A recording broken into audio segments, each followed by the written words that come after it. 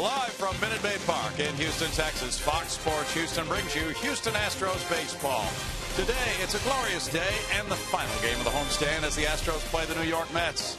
Good afternoon, everybody. Bill Brown and Jim DeShays. Another spectacular day for weather. We don't want to go on the road, JP. I know. I was just thinking the same exact thing. The roof is peeled back. Another perfect day for a baseball here this afternoon, and a chance for Anuri Rodriguez to make his third major league start, and nobody exemplifies the ups and downs of baseball more than Anuri. 2 starts so far, 1 very good, 1 not good at all. We're showing you pictures from his first start in Cincinnati. 5 innings of 1 hit shutout baseball.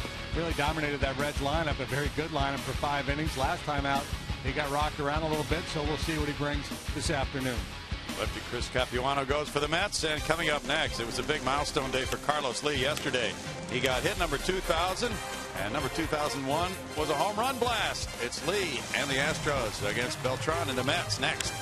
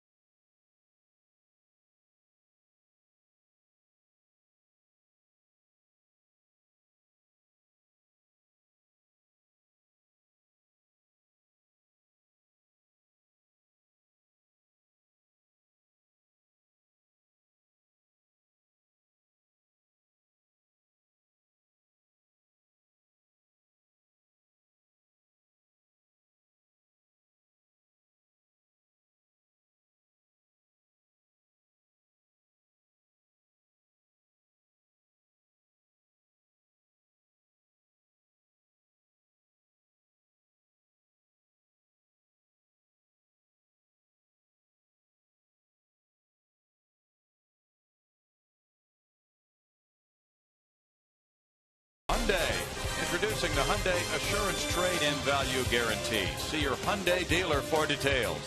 And by the Progressive Insurance Group. For a money-saving car insurance quote, call 1-800-PROGRESSIVE today.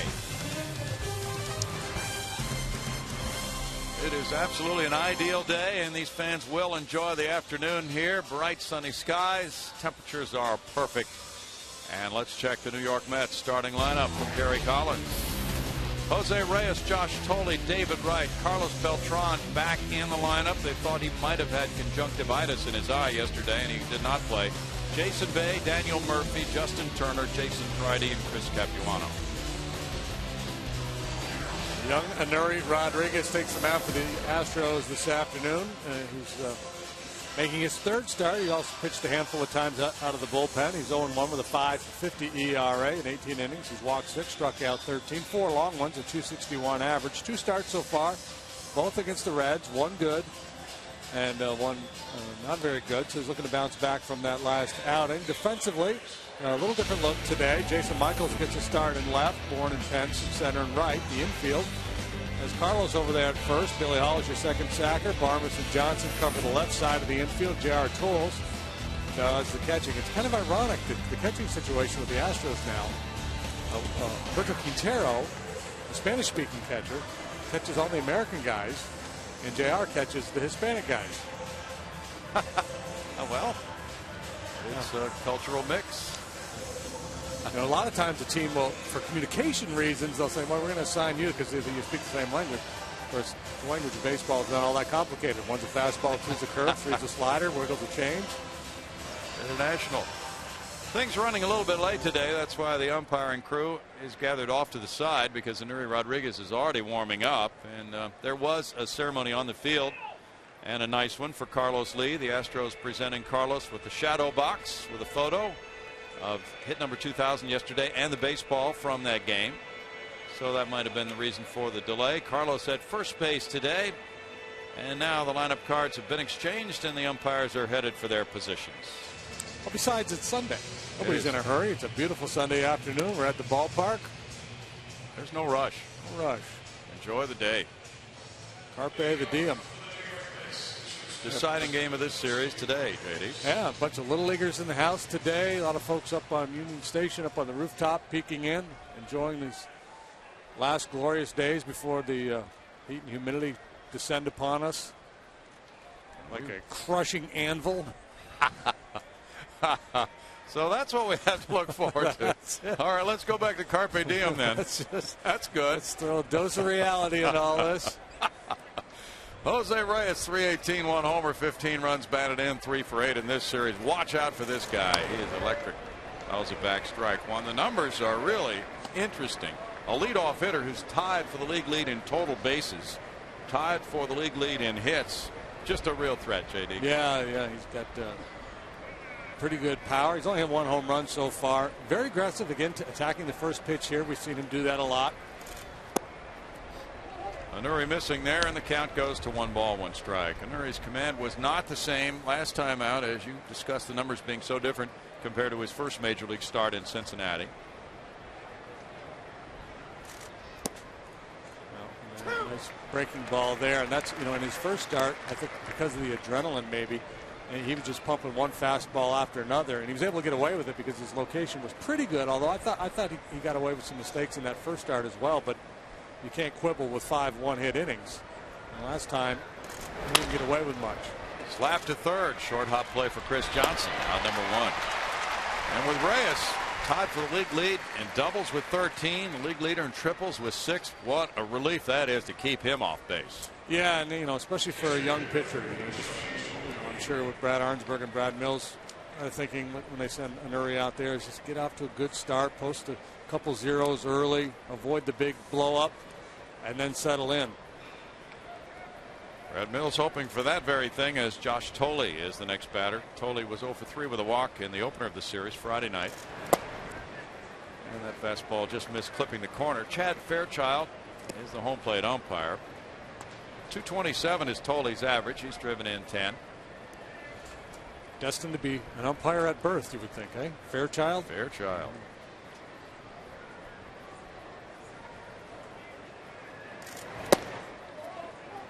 He has good riding action on his four-seam fastball. You see it, and you can tell better when the hitter swings. He gets a lot of late swings on fastballs up in the zone. It's got that good riding action.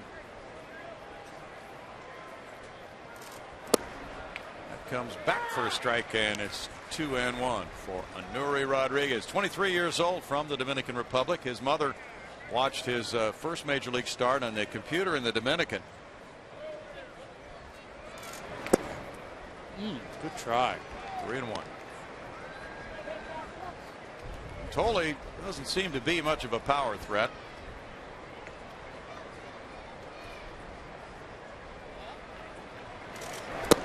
But he takes a walk. Yeah, so point being, he was given that situation, just channel one, and that's probably what he was trying to do. He just didn't catch the plate. Thole's not gone deep yet this year, and Well, it's not that bad because it's a walk, but he had 97 at bats coming in. He's on for David Wright now. Wright hit a homer in the opener of this series. That was a big one. 231, 6 homers, 18 runs batted in for David.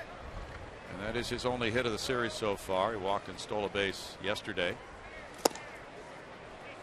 And now Wright is out in front, 1-0. Wright has taken 24 walks this year. That's tied for second in the league.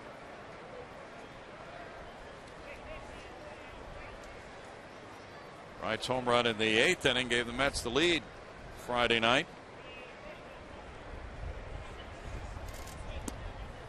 He looks at that one and it evens the count at 1-1. The Mets won that game 6-4 after trailing 4-0. Yesterday the Astros built a 4-0 lead after one, and then they added on late with 3 home runs and won it 7-3. So this will decide this series, and the Astros are up 3-2 on the Mets in the season series. A win today would give the Astros a 500 homestand. They are 2-3, and they're headed out on a 3-city road trip. After this game, they depart for Atlanta, where they'll play Monday night and Tuesday afternoon. Then on to St. Louis, where Brad Mills' club has a meeting with the Cardinals Wednesday night and Thursday afternoon, and next weekend in Toronto. It's 2-1 to Wright. David last year drove in 103 for the Mets with 29 homers and a .283 batting average. It's a .305 career hitter. And power numbers have been diminished some since they moved into Citi Field. Not that Shea Stadium was a bandbox, but Citi Field very difficult to leave. It really is. 2-2. Now we'll see what happens. We were given a stat about David Wright that when pitchers throw him a fastball of 92 or better, wow, on the finishing pitch, yeah, there might not be too many of those. He has really struggled to hit that pitch this year. Somebody's doing some serious digging. Serious. He's like 3 for 28 in those situations. And that one missed. That was only 91. Oh, okay. If it was 92, he would have chased it. He could track that 91 mile an hour heater just a wee bit better. 3-2 with 1 out. We'll see if Tolley goes. Wright has struck out 41 times. Mets have been a running team this year. They're 3rd in the league in steals with 34, but Tolley doesn't figure to be a base stealer.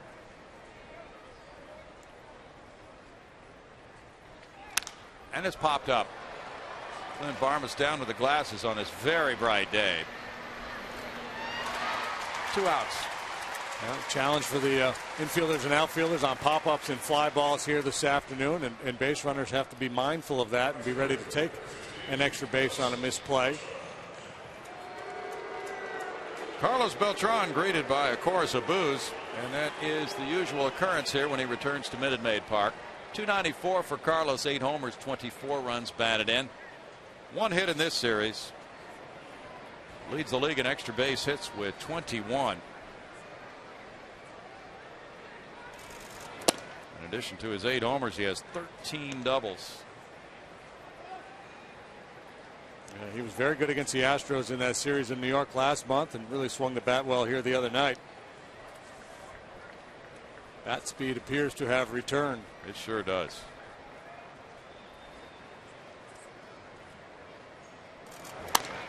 This one goes over second base. Michael Bourne comes in left center field. And that's the first inning for Anuri Rodriguez with the 0.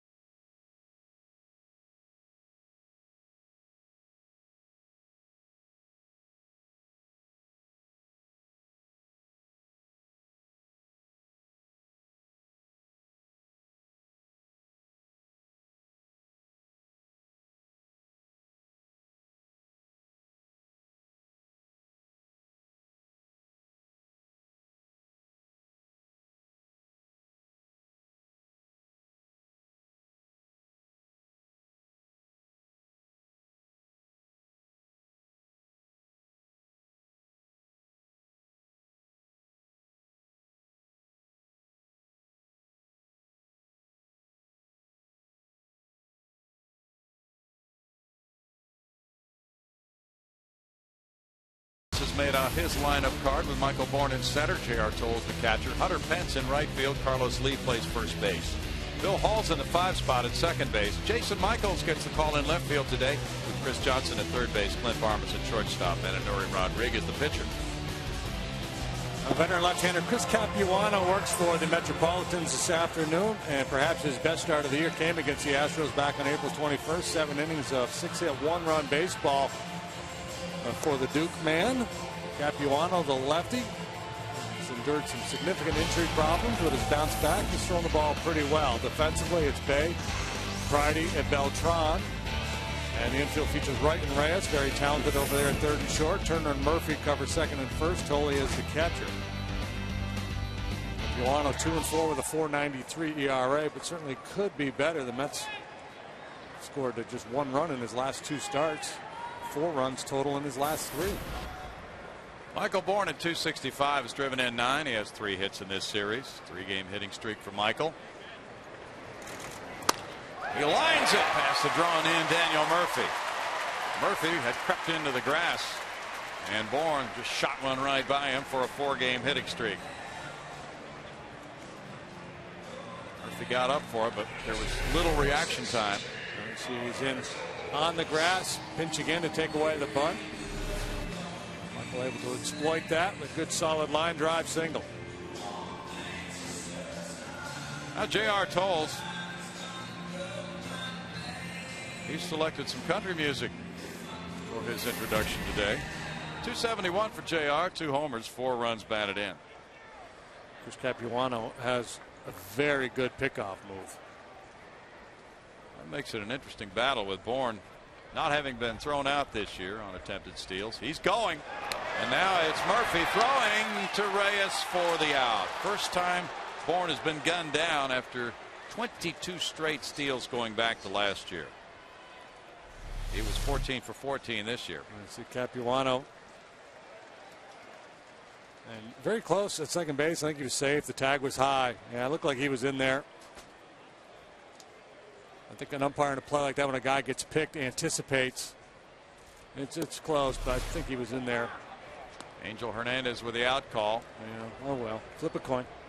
50-50. JR takes. Capuano with the outstanding changeup. Goes to a 1-1 count. There's a good look at it. It was close. And it's tough to call from where he was behind the play. Hard to see exactly when the tag was applied and when the foot was on the base. True. The angle from our replay was much better. Yeah. Well, they should come to us. We'll be the replay judges. Okay. 2 balls and a strike. We're impartial. We call them like we see them, Dandaroo. Soft fly ball goes out to center field. Pridey comes in. Out number 2 for Capuano. Capuano may be one of those lefties. You know, sometimes I've talked to a number of pitchers over here who claim to have the ability to react to a base runner going and then go to first. That's very difficult to do, but he stays so balanced in his delivery. Perhaps that was the case. He saw Michael break and then went over. Normally, as a pitcher, you just, you know, you're going over and the guy goes on your first move and you hope you guess right. Hunter Pence is 1 for 9 in this series. Beginning the day at 296 with 5 homers. He's driven in 31. Foul back for strike 1. Hunter is 3rd in the league in runs batted in with 31, and he's 5th in doubles with a dozen. Hunter will stop to sign autographs on his way into the ballpark today. We had a youth parade on the field before the game.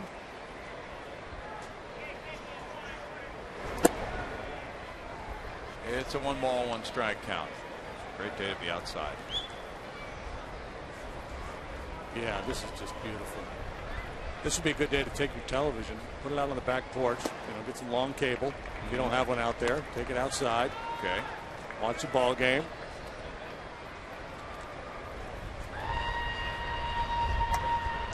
Fire up the grill.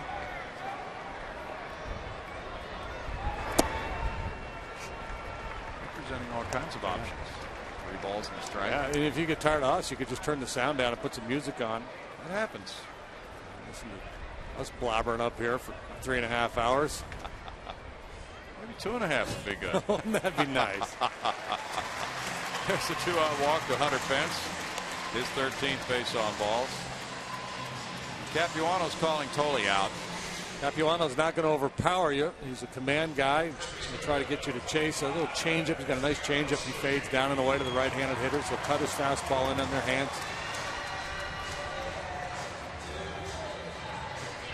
Carlos Lee is on a good roll lately. An 8-game hitting streak, a .419 average during that time.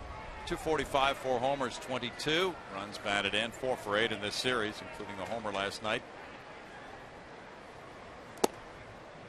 That's strike one to El Caballo. Carlos has 2 hits and 11 career at bats against Capuano, 2 former Milwaukee Brewers squaring off. Capuano was drafted by Arizona in '99, traded to Milwaukee after the '03 season. And there's the throw over to first. And he joined the Mets after going 4-4 last year for Milwaukee with a 3.95 ERA. Chris, 32 years old, from Springfield, Massachusetts. He was an 18-game winner in '05 with the Brewers. He was an all-star the next year. Foul ball will be out of play. But he was poised to, turn into one of the better starters in the league. Certainly one of the better left-handed starters. Then the injury bug hit him. A bit of a battle to reestablish himself at the big league level.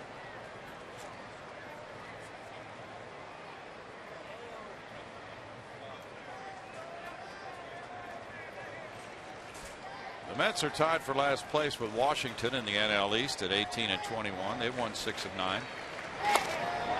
Rolled up the line outside first base, still 0-2. Yesterday, R.A. Dickey got rocked in that 4-run Astros first. They batted around, and then he had a chat in the tunnel with Terry Collins about staying in the game, which he did. He went 5 1/3.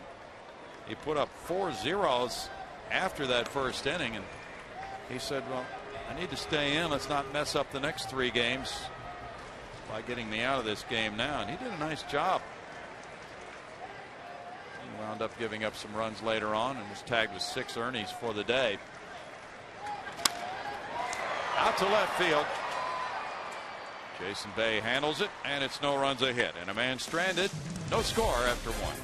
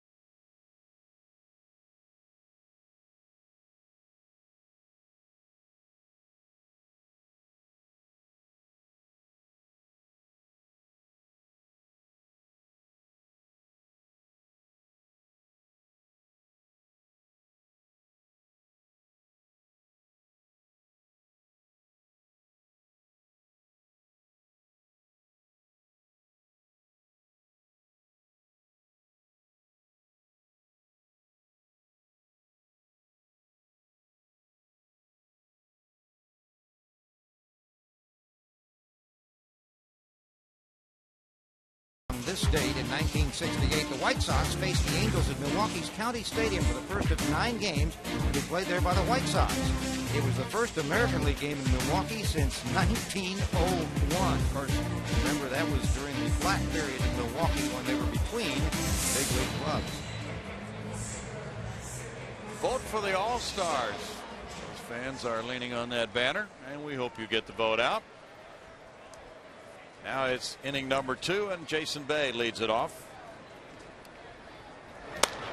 Off the end of the bat, it goes in the air on the right side to Bill Hall. pitch, 1 out for Anuri Rodriguez in the second. Daniel Murphy will follow. Murphy did a nice job on that Michael Bourne steal of doing what first basemen are taught to do. He broke toward the pitcher to receive that throw, and then that gave him a better throwing angle to second base. And it creates 2 shorter throws as well. You get the ball a little bit quicker from the pitcher, and gives you a shorter throw to make to second base. Murphy hit a home run yesterday off Jay Happ. He's 1 for 8 in the series. Oh my goodness. Ball's not low. 245 for Murphy, 3 homers. He's driven in a dozen. Should have joined us in the bullpen before the game today. You guys getting a little work in out there? Yeah, you could have come out there and throwing, done some umpiring. Could have helped us out with the box. Trying to interpret that crazy rule. That would have taken an hour. Gone on my soapbox. Would have ruined it for you. Clint Barmes comes over and makes that catch. 2 outs. Sparky did a nice job of explaining things. Now, the thing about the balk that I keep coming back to is it's kind of like the elastic clause in the Constitution. And in the rule book it says the umpire should bear in mind the intent of the pitcher. So, you know, the balk rule is in place so that the pitcher doesn't deceive the base runner. And there's that clause in the rule book that says the umpire should, doesn't mean he has to, but he should try to get, you know, consider the intention of the pitcher. Like, you know, the silly one where the pitcher's on the rubber and he's, you know, taking a sign or whatever, and he drops the ball. It comes set and he drops the ball and they call a balk. That needs to go away. Strike 2, Justin Turner, and it's 0-2. Well, Sparky and I were pursuing a little observed balk. Maybe you've seen this before. We'll ask you about it after this 0-2 pitch to Turner. Different kind of a balk than what we've been seeing. That's out into right field. Hunter Pence charging in for it and snagging it. So 1-2-3 second. That's a sure way to get that third out. Try to get a story in. Talking balk. No score.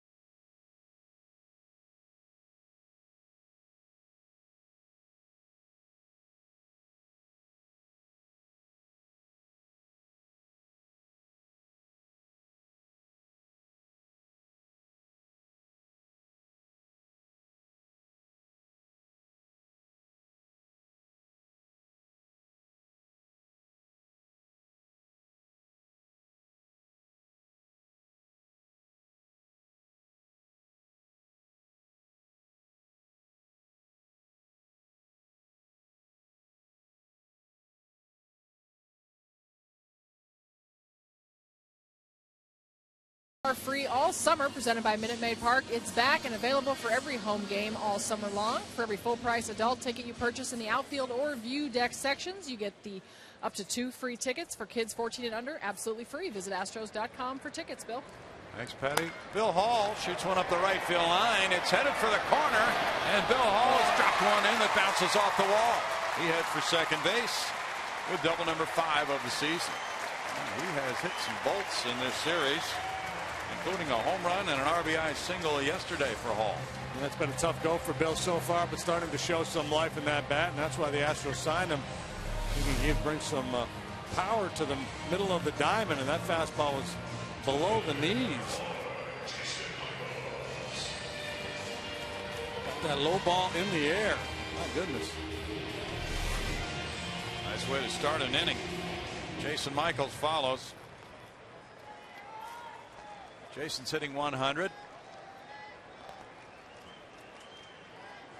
He is 2 for 7 in his career against Capuano.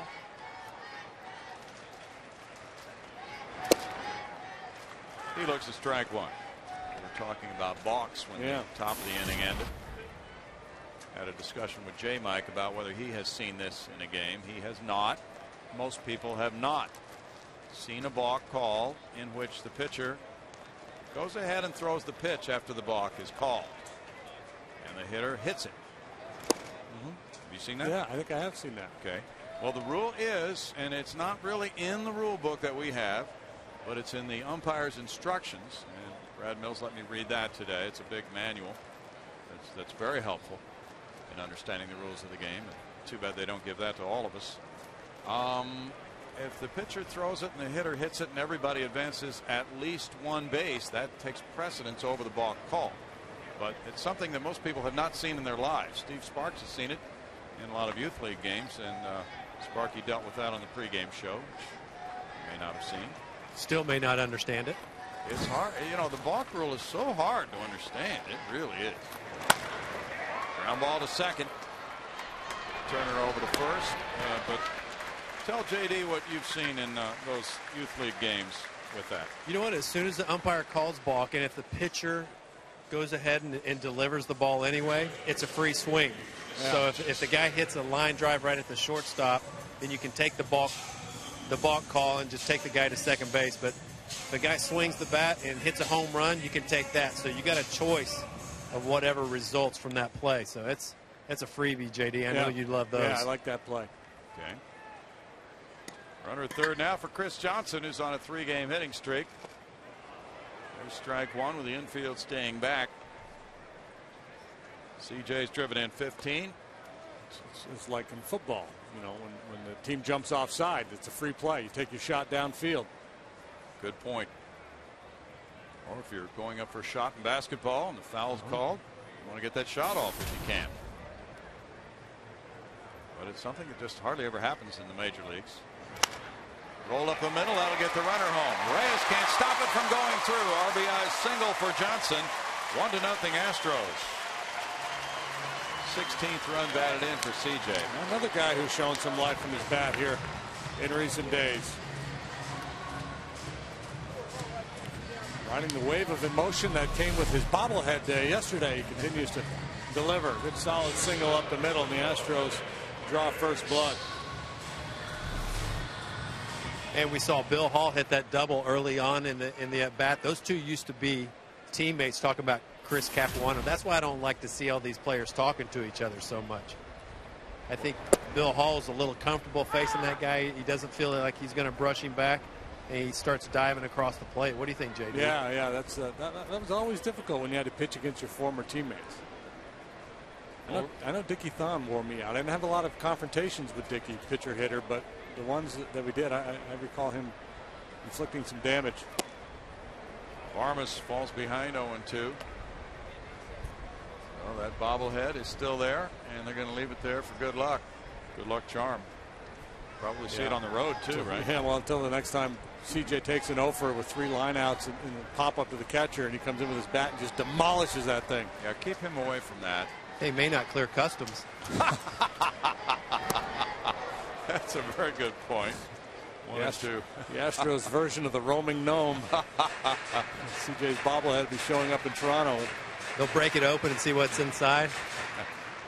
Brad Mills said, though, that he had seen that type of a balk called once that he can recall in a major league game and maybe once in a spring training game. I know I've seen the play because hitters are told, go ahead and swing the bat. Okay. Can't lose. 2 balls, 2 strikes to Clint Barmes. It's just rare because most balks are called prior to the pitcher really getting started. You know, he comes set and he wobbles a little bit or he breaks his hands. Hey, JD, you could probably relate to this. My coach has told me not to swing. Let it hit you.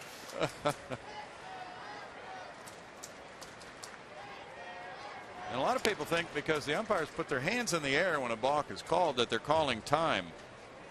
Well, not necessarily.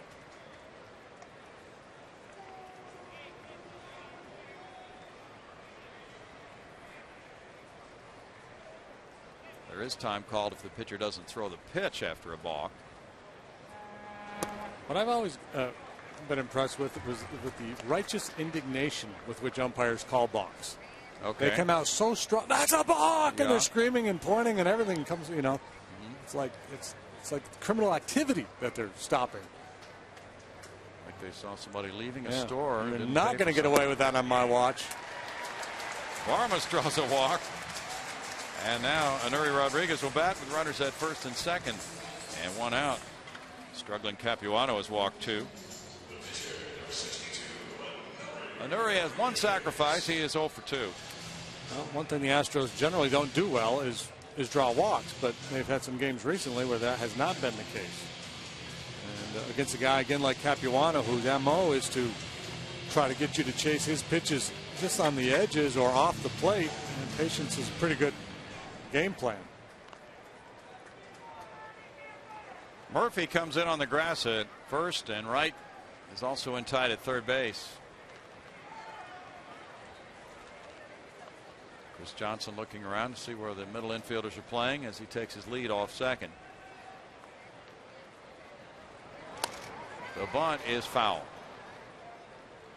The situation here with one out in the inning already, the Mets, their thinking has to be, well, we got to be sure we get an out here. David Murphy, though, coming very aggressively from first base, Wright hedging his way back to the bag, so that, you know, they've got designs on a forced play at third base and maybe even a double play if Rodriguez doesn't get a good bunt down and doesn't get a good break out of the box.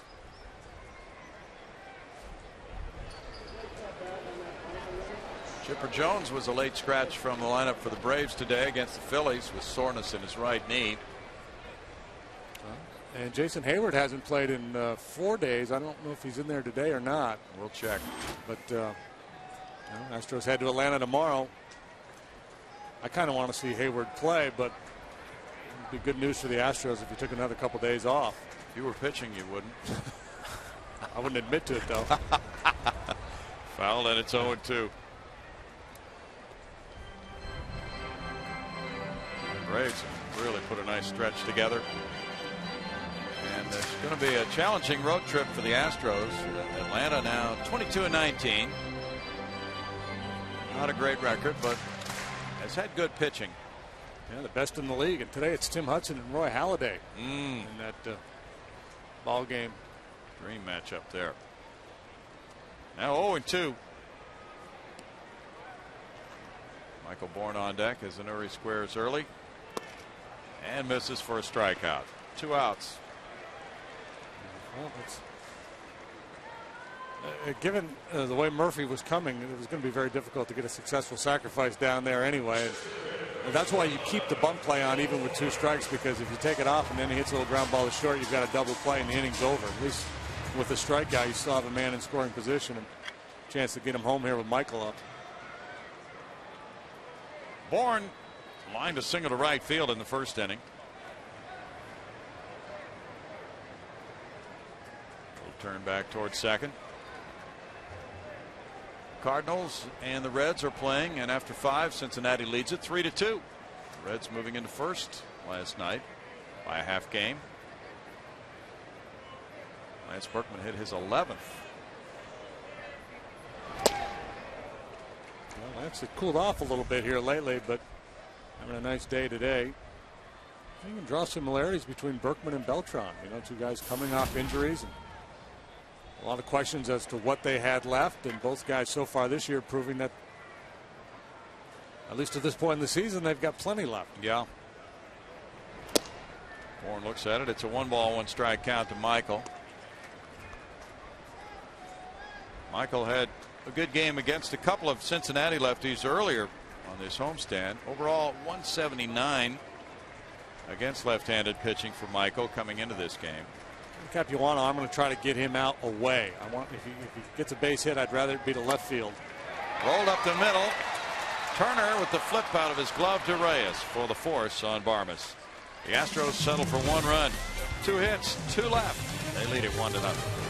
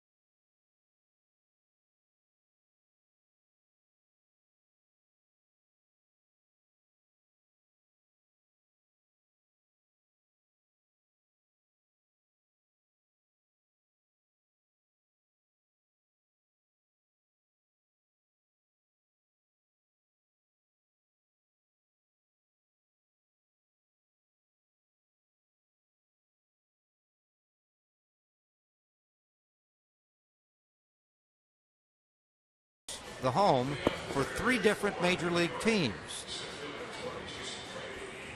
What is the stadium? Is that the permanent home? Yes, there was a permanent home for 3 teams for at different times. A number of years. At different times, yeah. 3 different major teams. Polo Grounds would be, I don't know if 3 teams played there. It's Giants, Yankees, and Mets. Polo Grounds? You got it right. Okay. It was at Polo Grounds. The Yankees and Giants were both. That was their regular stadium before Yankee Stadium was built. And then there's an interesting note. You know, County Stadium actually was a home to the Braves and the Brewers. And we saw that history note earlier. It was a home for selected games by the White Sox, but that wasn't their regular home. Yeah, and Miller Park is home to the Cubs for a very brief, painful series. Oh, yeah. Ball 1 to Jason Pridey, who has 3 homers, 9 runs batted in. I guess it was home to the Astros, though, right? Technically, they were the home team. It was. Supposedly. Didn't feel like it. No. 1 ball, 1 strike to Pridey.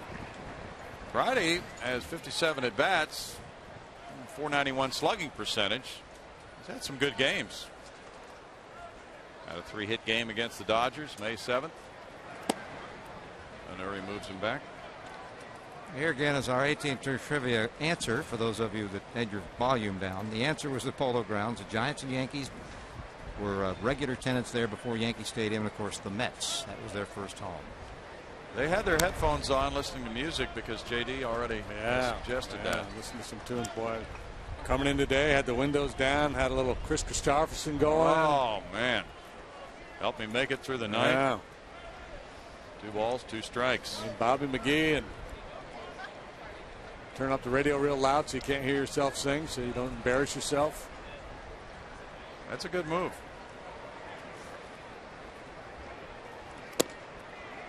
It's 3 balls, 2 strikes. Capuano on deck. Nationals got 6 in the first and lead the Marlins 6-2 after 3. Javier Vasquez still in the game after getting torched. That's to center field and hit well. Michael Bourne back in front of Towles Hill. Now number 1. Wrong part of the yard. Wrong center fielder to take on there, Mr. Pridey. But again, exhibiting some pretty good pop. Decent minor league power numbers throughout his career. Pridey's not a kid. He's been around a little bit. 27 years of age. But it's a pretty safe place to go for Nuri Rodriguez. Let him hit it out there. Have Michael track it down for you. Capuano has 2 hits and 11 at bats. Both those hits have been doubles for Chris. I mentioned he went to Duke University. Tal Smith, who went to Duke, was on the field presenting the award to Carlos Lee before the game today. Dick Grote was another famous baseball alum from Duke. That is out number 2. Well, yeah, no more obviously more well known for that basketball program, but pretty decent baseball program over the years. Yeah. Mike Trombley. Pitched with him in Minnesota, long time reliever, mostly in the American League. He's a Dookie. That's 7 straight, retired by Ernuri Rodriguez after his 1-out walk in the first to Josh Tolley. Jose Reyes opened the game by grounding out to third.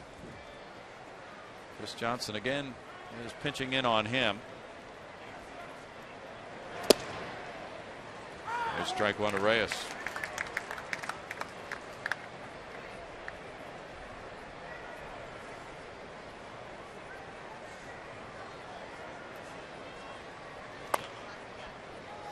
He rolls it to CJ. Across to Carlos Lee. Ernuri Rodriguez has looked spectacular through 3. The Astros lead it 1-0.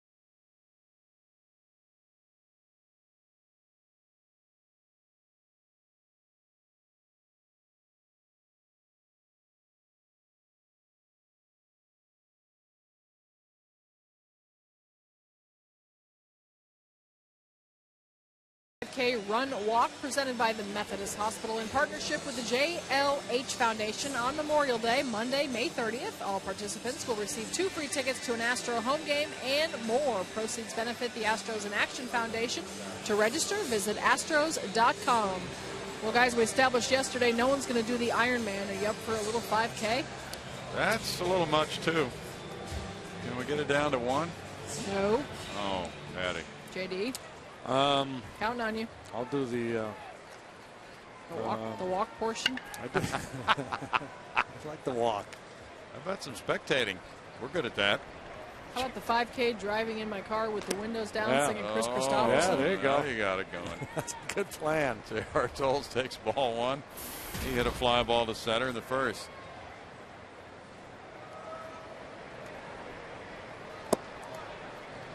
It's 2 balls, no strikes. Capuano falling behind some of the hitters. He's walked a couple.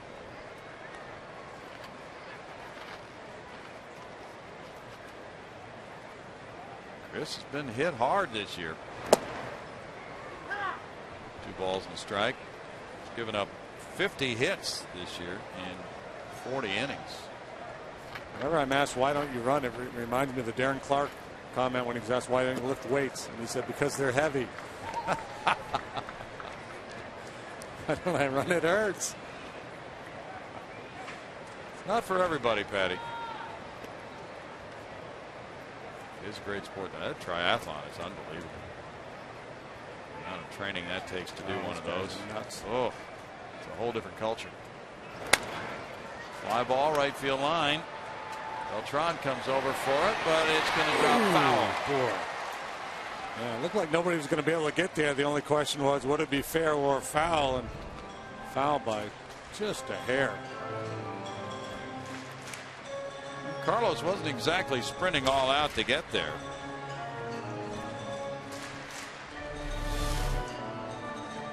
He was kind of cruising.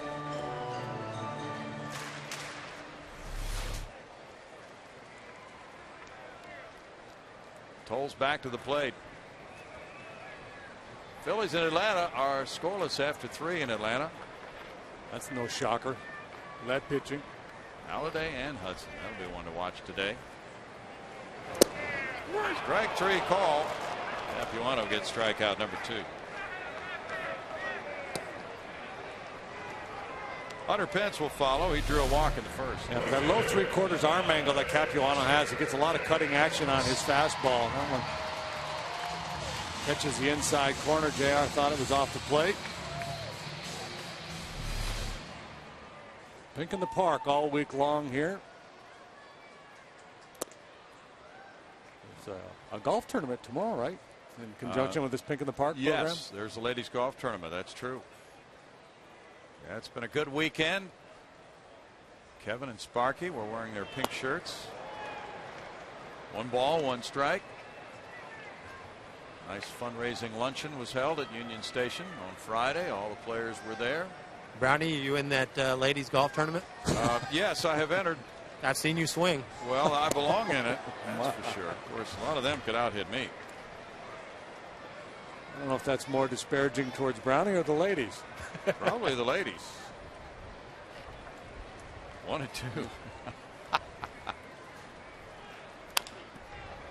That's why it's a good sport, though, because of the handicap and the different tee lengths and all those things. You know? Don't kid yourself. Brownie's going to be an ace at this in relatively short order. I've seen marked improvement already. Not on this road trip, because nobody's taking golf clubs on this trip, JD. Well, we got to go through customs in Toronto. Yeah. It's a little burdensome. It sure does. We're all armed with passports for this trip. A little different feel than it used to be. 2 balls, 2 strikes, but it will be interesting to go to Toronto for the first time. Yeah, you know, it used to be routine to go to Montreal, but they haven't been in the league in a while, so our first trip north of the border since the Montreal days. Pence is down on strikes. Capuano challenging upstairs. 3rd strikeout for Chris. Yeah, he can work up there. Again, he's another one of those sneaky lefties that works under the ball a little bit, and run up above the hands like that can be effective. He's not a hard thrower. That one clocked at 89 miles an hour, but because of the good off-speed stuff and the ability to move the ball around, able to sneak one by you from time to time. Carlos Lee had a fly ball to left earlier.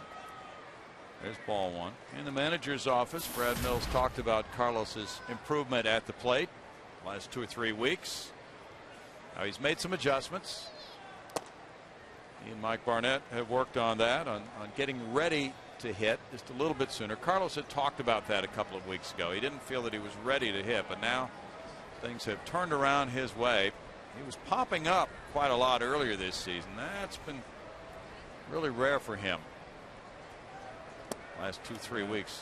A tendency to drift a little bit with his swing. He has this rocking motion where he, rocks onto his back leg and then comes through the ball, and he's kind of drifting, kind of floating forward, and that causes the hands to drag, and you get tied up with a good fastball. A lot of lazy pop-ups. 2-2. As Brad Mills pointed out, he and Mike Barnett have worked on it for some time, but you don't always get those results, immediately after beginning to try to change the plan at the plate. And it did take a little while before those results started to come.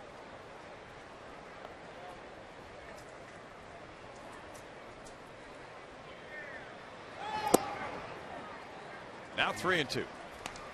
Capuano's wondering, well, how come that was a strike on Tolles? Yeah, he was starting to leave him out. Pretty much the same pitch. Tolles is probably wondering the same thing. Now we're creating quite a bit of confusion. Changeup. Smack foul by Carlos. One thing Carlos has done well over the years is limit his strikeouts. He can hit with 2 strikes.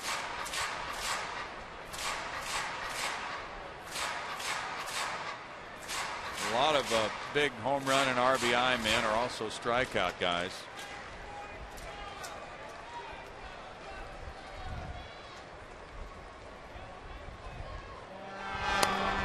Foul back. Ooh, a lot of optimism in that swing right there. Good aggressive hack. Yeah, it was.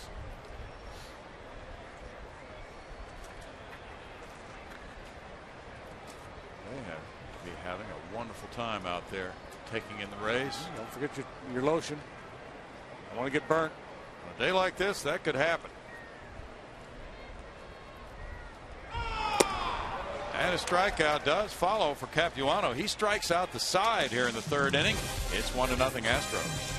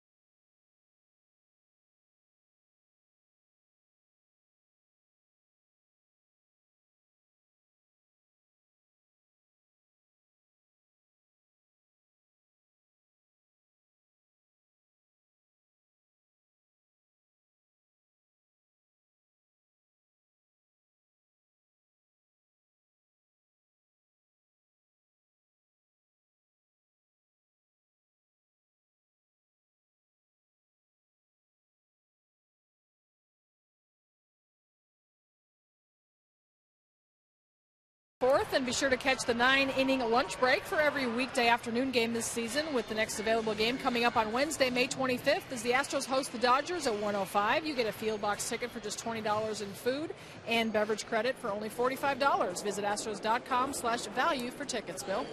Thanks, Patty. 1-0 Astros. We move to the fourth inning, and Nuri Rodriguez is one of the stories of this game. That food might be another one. That looks really good. Josh Tolley's the only Met to reach base in the first three off of Nuri. He walked. That looked like a good pitch. It's ball one. Yeah. In Milwaukee, Zach Greinke has 3 hitless innings going, and Milwaukee with a 5-0 lead over Pittsburgh. He's batting in the bottom of the third. Good fastball there. Makes it 1-1. He was nowhere close to getting that bat in the zone. Yeah. Got to try that again, don't you, after a swing like that? Yes, I think so. Kevin Correa is pitching for the Pirates today. Ryan Braun hit his 12th homer with 2 men on. First off Correa. And Casey McGee connected in the third, or number 3 in the first inning. So that was a rough 4-run first for Correa.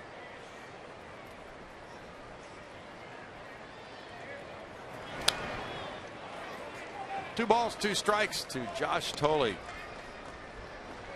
Nuri Rodriguez is trying for his first major league victory. It's only his 3rd start. He's made only 11 major league appearances after being taken in the Rule 5 draft by the Astros from Tampa Bay over the winter. 23 years old. And he started the year in the bullpen, but now has come in to really throw a different spin on the opportunity to evaluate his talents this year. Nelson Figueroa is back at Oklahoma City. In the air, and Michael Bourne shading his eyes in center. Handles that one. 1 down. So Nuri has a chance to last for a while in this spot in the rotation if he does well. Well, yeah, 23-year-old guy with a good arm. We've seen him at 92 miles an hour at times with that fastball. So, a chance to get some innings here at the big league level, and one, to evaluate him, two, for him to get a chance to get a feel for pitching at this level as a starter, what works, what doesn't work, what he needs to improve upon. Right now leaning heavily on that fastball, and so far it's been enough today. A little breaker to get over. That to me, that's an important pitch for him. If he can throw, you don't have to have a great breaking ball, but if you can throw a breaking ball on 0-0 to get ahead of some hitters, because he does like to challenge with that first pitch fastball. If you're not hitting your spots with it, you could run into some trouble. It's 1-1 to David Wright. I think we can establish that he's a fly ball pitcher, at least today. Just about all the outs coming in the air.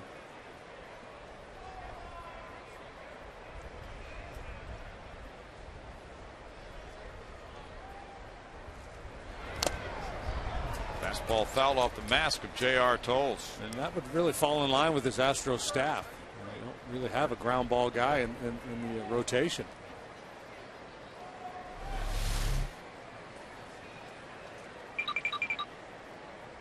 JR has to figure out a way to get 1 more mile per hour out of Enery Rodriguez because he has 2 strikes on David Wright. Yeah, I think we should go out to the mound and say, hey, look, you got to throw this with 92. Whatever it takes. Got to be 92 to finish him off. Throw a breaking ball in the dirt. Yeah, get it down there, JR's telling me. Nice. He did. Appeal at first, he went. Strikeout of Wright. Strikeout number 1.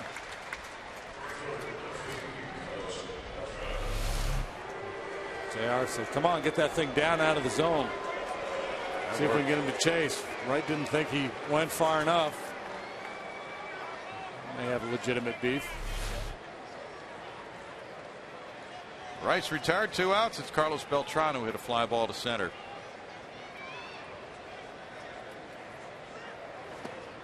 That's ball 1 to him. Jordan Lyles pitched for Oklahoma City last night at home against Salt Lake. He lost the game, but he pitched well. Gave up 2 earned runs in 7 innings with no walks, 4 strikeouts. Carlos Lee on his right knee gloves the line drive from Carlos Beltran. One Carlos to another, and it's 1-0 Astros.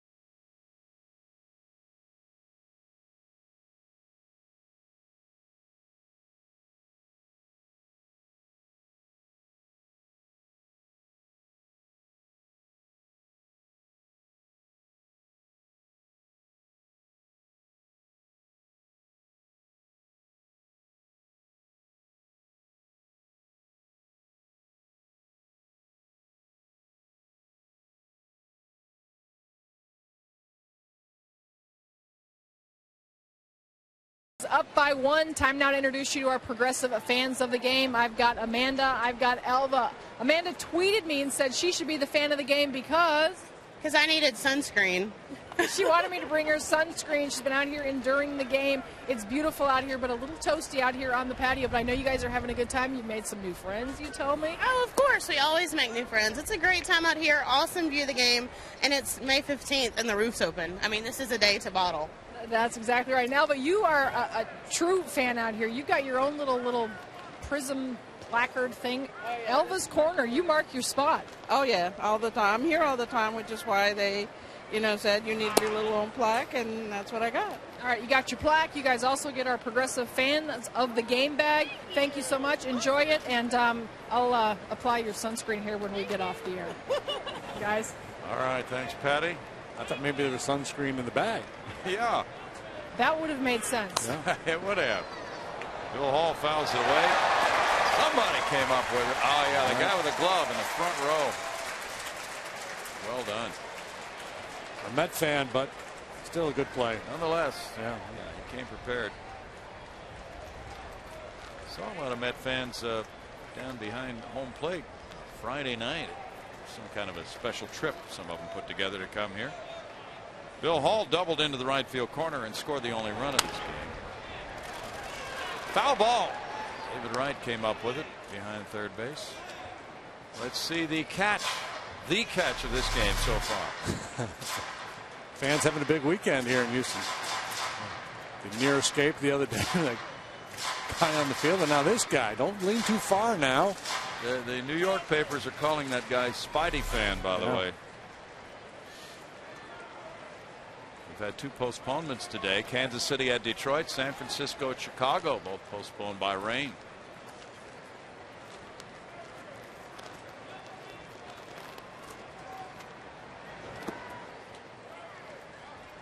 Bill Hall takes it. 2 balls, 2 strikes to Bill. Trying to get something working as he started in the second with that double and came around on the single by Chris Johnson. Boston and the Yankees play again tonight at Yankee Stadium.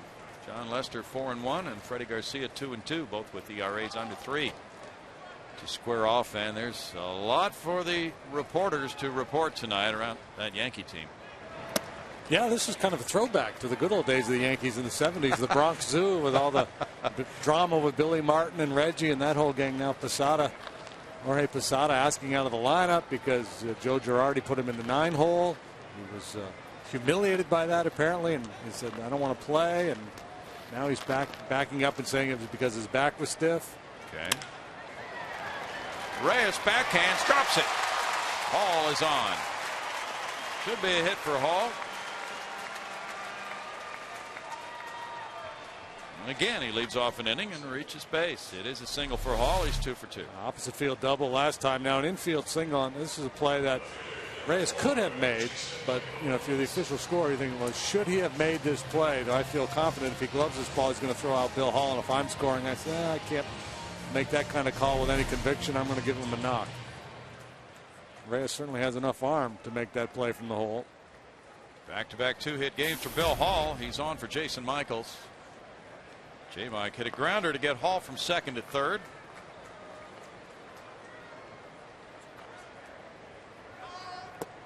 I understand Posada being a little upset, but I mean, look no further than the stat sheet. He's lucky he's in the lineup at all the way he's going. Yeah. That's just a very interesting saga that does not put a good spin on his behavior at all. If you've been a long-time player somewhere, you deserve a certain amount of respect, but it doesn't come down to you deserve to be in any certain place in the batting order in the lineup. No. Thanks for what you've done for us, but he's been pretty well compensated over the years for doing the job that he's done. Well, he's hit 6 homers, but he's hitting in the 160s. Yeah. And he has the lowest major league batting average of anybody with any substantial number of at-bats. And apparently he's slighted too because he's just DHing now, not catching. But he never had the reputation of being a good defensive catcher anyway. No. And part of it might be Yankees' explanation that because of his bad back, we felt that he would be a more productive player if he didn't catch.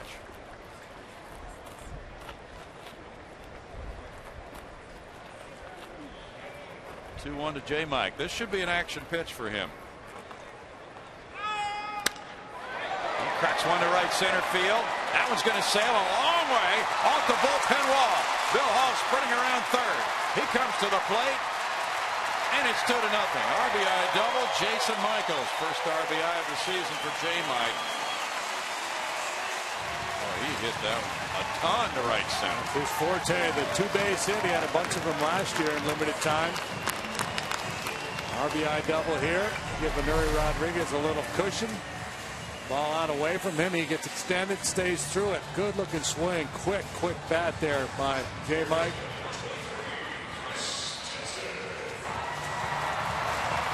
Yes, it was. Bill Hall has scored both runs in this game. Now it's Chris Johnson. Michaels at second, and CJ drove in Hall with his single up the middle in the second inning. 5 hits for the Astros now of Capuano.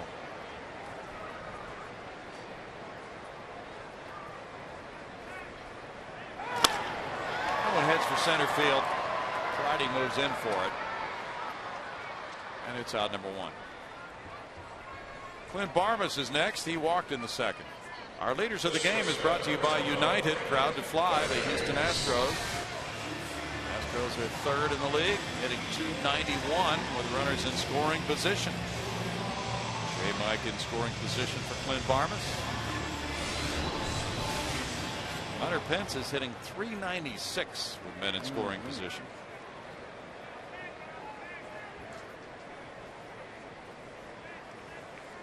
Nuri Rodriguez comes out to the on-deck circle.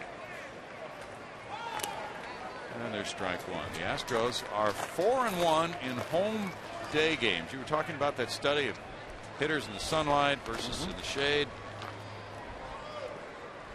Hunter Pence is hitting .347 in home day games. And that depends on whether it's a home game for the roof open or not. That's if the roof's closed, you don't have the effect of the bright sunshine like you do today. But that's the science supports days like today favor the pitcher. Hitters don't do as well in these bright sunny days. Jeff Bagwell signed on to that yesterday when he was on with us. Strike, and it's 1-2.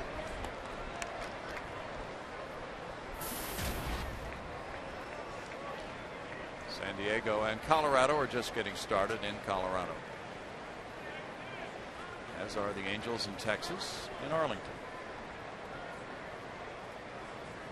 That lady out in the center field area was right when she said let's bottle this day in the 5-7 patio area, whatever they call that seating area now.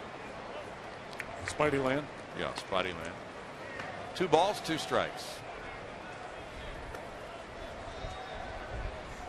The Astros are averaging 25,225 in home attendance this year. Should be picking up quite a bit with school getting out in what, a couple weeks now?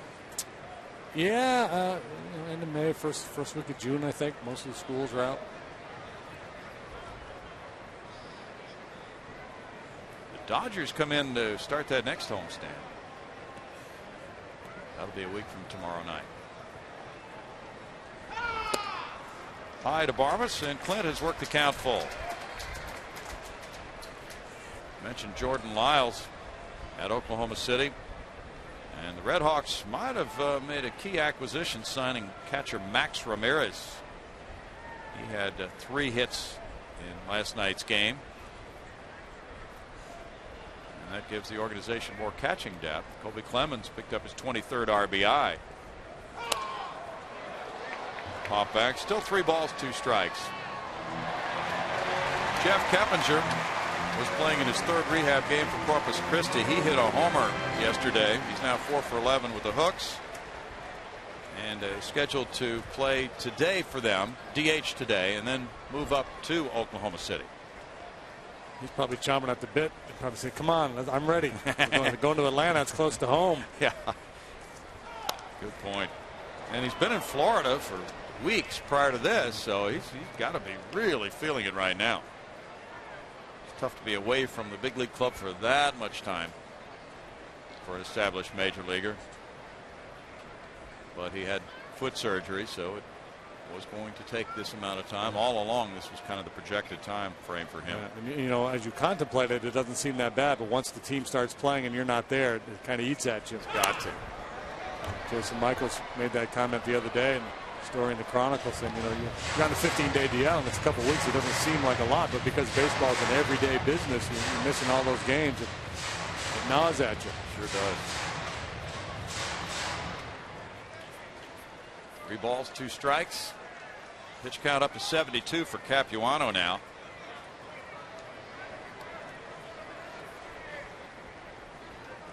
Ooh. J. Mike had a pretty good lead there at second base.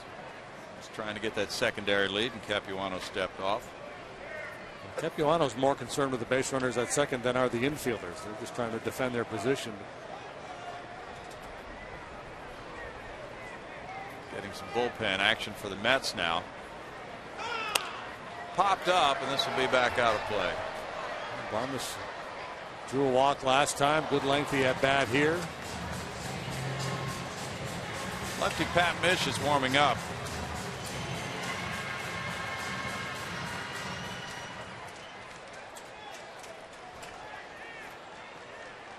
Four no-hit innings in the books for Milwaukee's right-hander Zach Greinke, and a 6-0 lead. Bottom of the 4th now. Taylor Buchholz is warming up for the Mets. The year of the pitcher, part 2, continues. A couple of 1-0 games yesterday. Good AB. Boy, it was. Barmes draws his second walk, and now it'll be Anuri Rodriguez. Terry Collins hustling out to the mound. Terry this weekend has come back to Houston for the first time in 15 years since he was manager of the Astros. TC's time from dugout to mound, one of the quickest in the league. Doesn't waste any time. Now Lou Piniella, you could time him with a calendar going out there. Wander down the third base line a little bit. Didn't we run a clock on him a few times? Yeah. Adjust the back of his hat, hitch up his pants. Well, Terry, of course, taking over a Mets club without the #1 pitcher, Johan Santana, healthy. He may be back mid-season or so. Capuano with 74 pitches. And now he's without Ike Davis, who had been his top hitter in the early stages of the season. Jason Bay came back not too long ago. Now, the Mets are just trying to hang in there for a while, it would seem. Anuri Rodriguez now has runners at first and second, 1 out. And that was the case in the 2nd inning when he struck out trying to bunt. A chance at redemption here. Not a good effort last time. See if round 2 goes any better for him. He bunts it to a charging right, but it's foul. They're playing. They're defending this aggressively. They have no fear that he's going to pull the bat back and take a whack at one. And now Dave Clark going to talk to Anuri and perhaps give him that option. Yeah, I think that's exactly what he just said. If they charge like that, pull the bat back and swing. And even if he doesn't make contact, it has to give pause to the third baseman.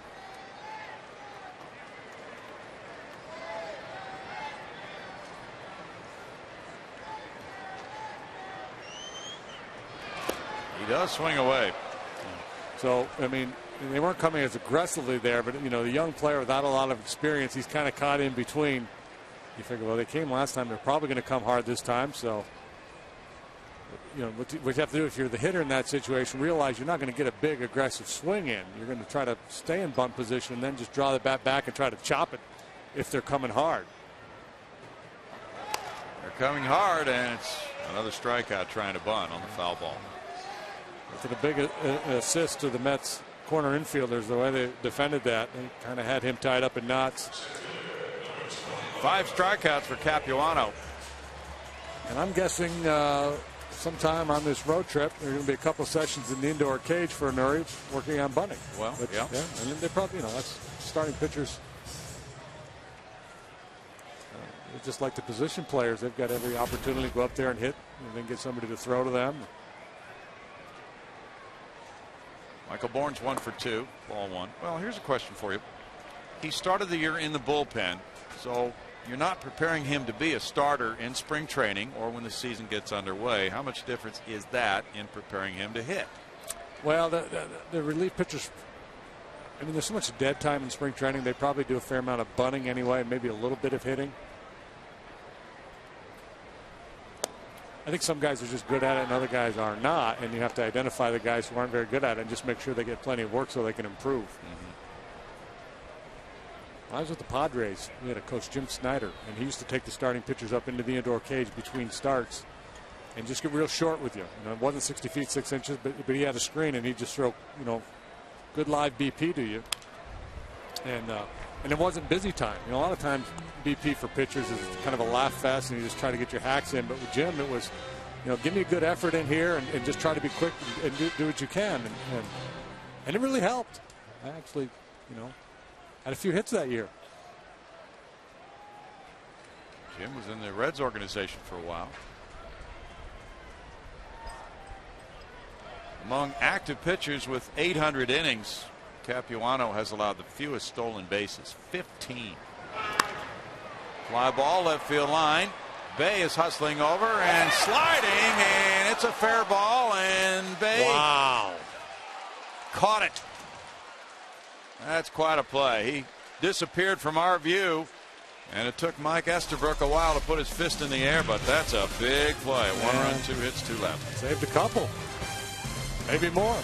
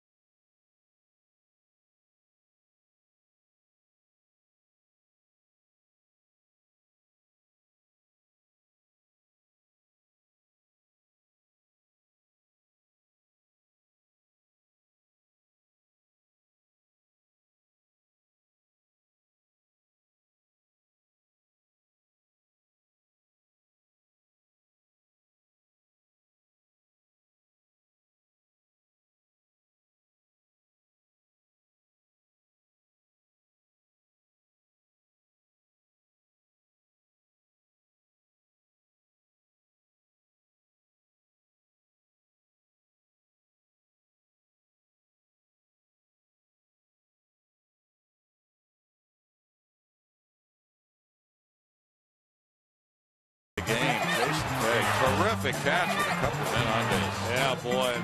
Paid the price. Face plant into that hard gravel. But big time play by Jason Bay. He'll get a big high five from Chris Capuano for that play. 2-0 ball game that could be very meaningful somewhere down the road. The Mets have had only one base runner. 11 straight Mets have been retired by Anuri Rodriguez. And Jason Bay leads it off in the 5th. Of course he does. It's one of the unwritten rules of baseball. He popped to second. He swung at the first pitch his first time up. Attacked that first pitch fastball in his last at bat, so this time Anuri starts him with a slider. Generally, Bay, pretty patient hitter. But every now and then he'll cross you up and attack that first one. He looks at that one as well, and it's a 1-ball, 1-strike count for Anuri Rodriguez. He's thrown 48 pitches, 28 have been strikes.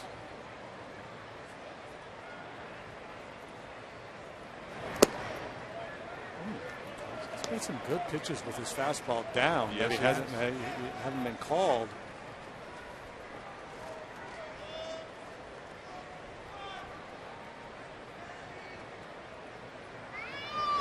It's interesting, he's got this game going, and you try to analyze it, and you can't say, well, he's had a great breaking ball, or he's really fooled him with the changeup, or his fastball command has been great. None of those things have gone on, but he's, his stuff has been good, and the Mets would probably tell you he's been effectively wild. He's hard to pin down. He might miss with a couple, and then he'll just make a real good pitch. And I guess that's the bottom line for him today. When he's needed to, he's been able to make a pitch. That was the phrase Dusty Baker used after his first major league start against Cincinnati, the 5-inning 1-hit shutout start. Effectively wild. Carlos Lee comes in for the pop-up, and Chris Johnson is there. Carlos up on the mound. It drops. And he had to come up on the mound and then overran it, it appeared. CJ might have had the better angle. Yeah, it's a tough play for an infielder, and you know the pitcher is instructed to get out of harm's way and usually to direct traffic to, you know, if both guys are calling for it, to run one guy off. And again, with this tough sky here today, nobody really wants this ball. Carlos takes a shot at it. And that's one of those plays that looks really bad, and it should be caught, but that's a tough play in a bright sky today, and having to come up on the mound. It's an error on Lee, his third of the year. The Mets get Bay on base, and it's Murphy batting. He fouled out to the shortstop, Clint Barmes. Bay is 2 for 2 in steals. You almost never see that where a pop-up stays right on the mound. That's like true. That.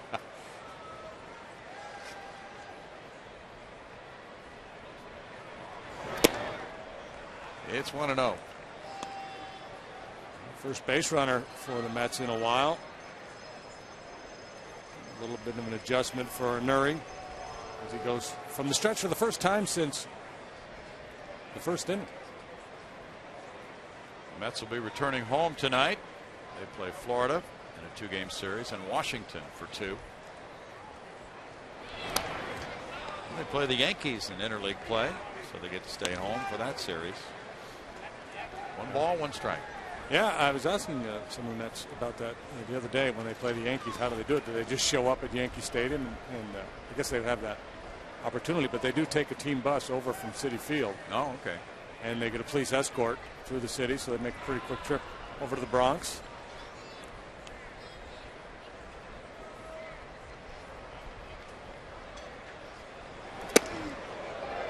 That's that effectively wild stuff. 2 balls and a strike. Well, he has kept the hitters loose.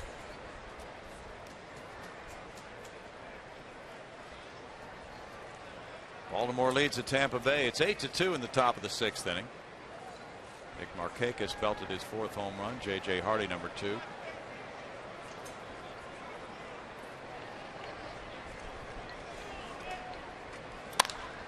That's laced into right field. First hit for the Mets. Line drive single by Murphy. Murphy's had some good swings in this series. Yes, he has. Turned on some fastballs, and now the Mets in business with first and second. Air base hit. And the first threat of the day to confront Nuri Rodriguez. Good news is he's down at the bottom of the order. Justin Turner bats. Turner hit a fly ball to right in the second.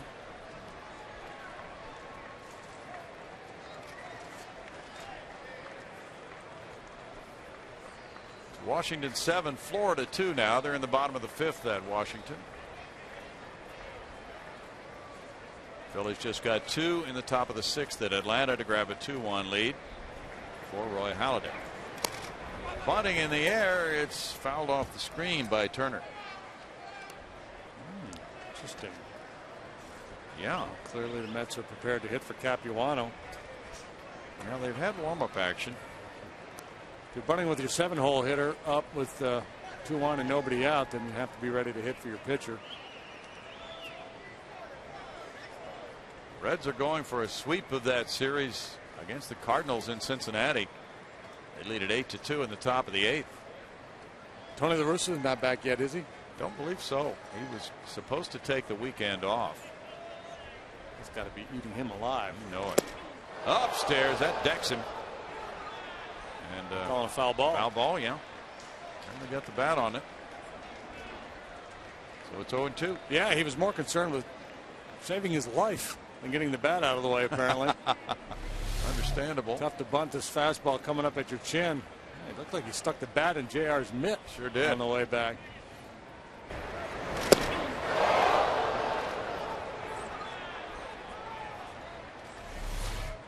Now Tolles goes out.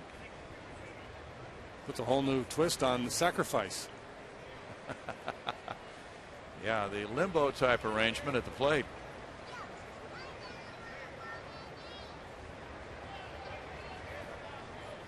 Jose Arredondo is in the game right now for the Reds.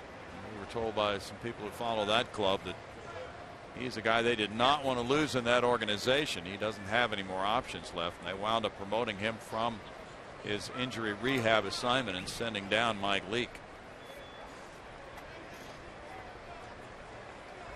Well, I think Leake has more value long term as a starting pitcher than he does working out of the Reds bullpen right now in a somewhat limited role. So I think they're better off with him down in the minor leagues getting starts, so he could be ready to take somebody's place in the rotation if there's an injury.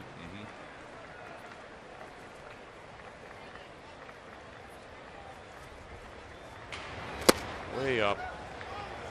1-2.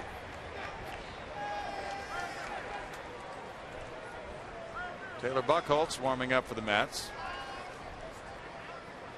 Toronto is blasting Minnesota at Minnesota 8-1, bottom of the fourth, and has 2 more homers from Jose Bautista. He has 15. It's amazing. Isn't it though? Pass Chris Johnson into the left field corner. Bay will score. Murphy's behind him, and he's going to be sent home. Barmes with a throw to the plate, and it hits him. And the Mets have tied the game. Turner winds up at third base, so he was up there to bunt, and he wound up knocking in 2 and standing on third. How often do you see it? A guy's up there trying to get a bunt down, fails to do so, and then takes advantage of a pitcher's mistake. It's a 2-strike slider that just hung there, and Turner whacks it down the third base line into the corner. Chappelle sending first Bay home, and then Murphy.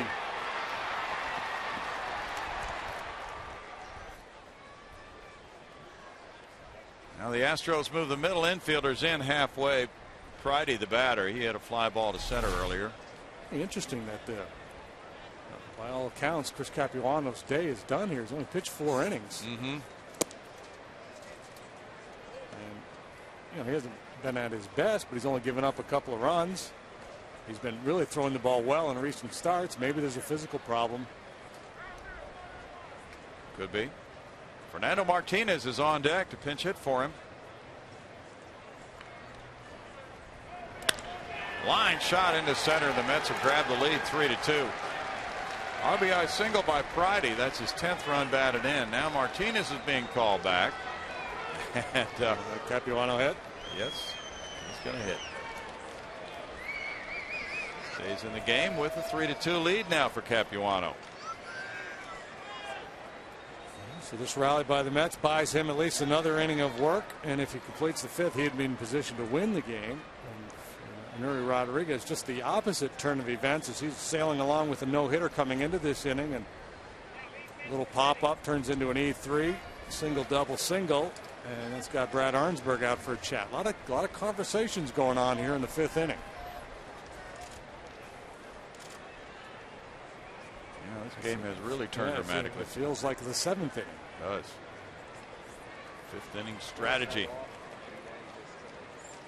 3 runs on 3 hits for the Mets, 2 runs on 5 hits for the Astros. It started with the error on the pop-up. Carlos Lee got that error, and then Murphy single, Turner 2-run double, Pridey an RBI single.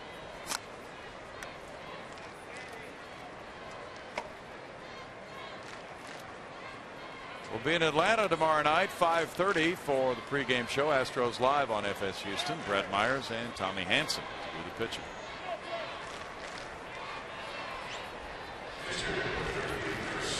Hanson, the young fireballer, is off to a good start, has a low ERA, part of that outstanding Braves rotation. Jurgens and Hudson and Lowe. Oh my. Hanson checks in with a 2.51 ERA. 4-3 record. The Tuesday game, a day game, pitches up on Capuano, ball 1. Capuano has a couple of sacrifice bunts. Tuesday's game, by the way, will be on my 20 at 12 o'clock. We'll have to check and see if Thursday's game is also on my 20. That's a day game from St. Louis. Probably is, but We need to check that out before we tell you. Bunt. First base side. Anuri going to Bill Hall. And the sacrifice for Capuano moves Pridey to second. 1 out. Well, the Mets winning the battle of the bunting game. Murray couldn't get bunts down, but Capuano successfully moving Pridey into scoring position. Jose Reyes has bounced out to third twice. Josh Tolley's on deck.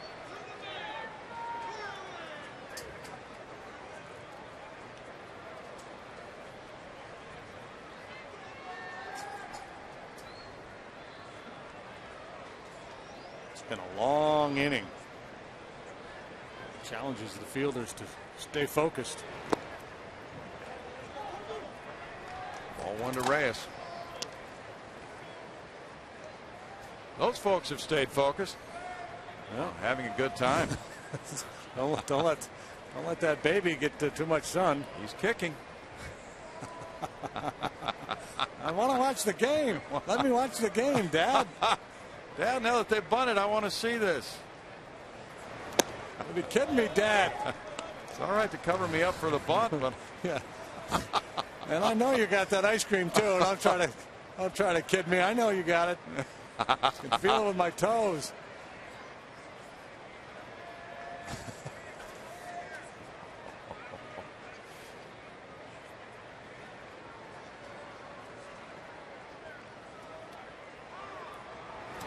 Reyes takes it. It's a ball. Yeah, finally, the slumping shoulders from Rodriguez. He's a number of those calls he hasn't gotten, and he hasn't reacted that time. You can see with the body language. He's not verbally asking Chad Fairchild where was that pitch. That was what the body language was saying. And there we go. That little guy wants to see this 3-0 pitch.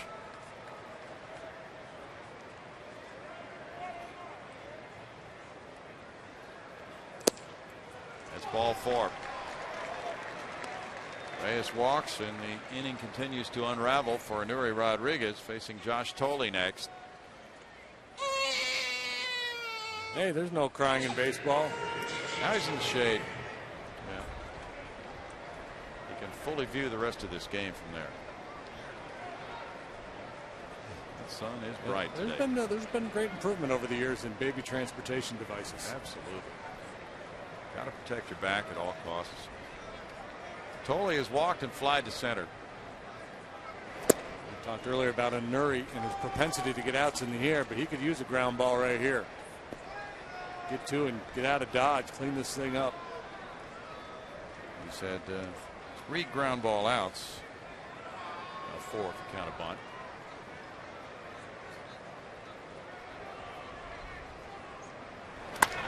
Fly ball goes to center. Michael Bourne backing on it.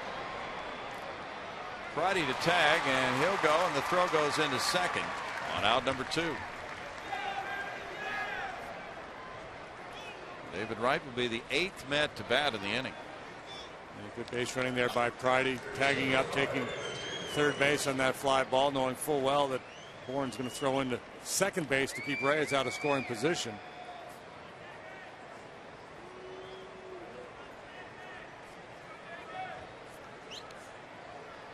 A 3-2 game. Big situation here for Anuri facing Wright, who's popped to short and struck out. 70 pitches in. Anario Del Rosario is warming up.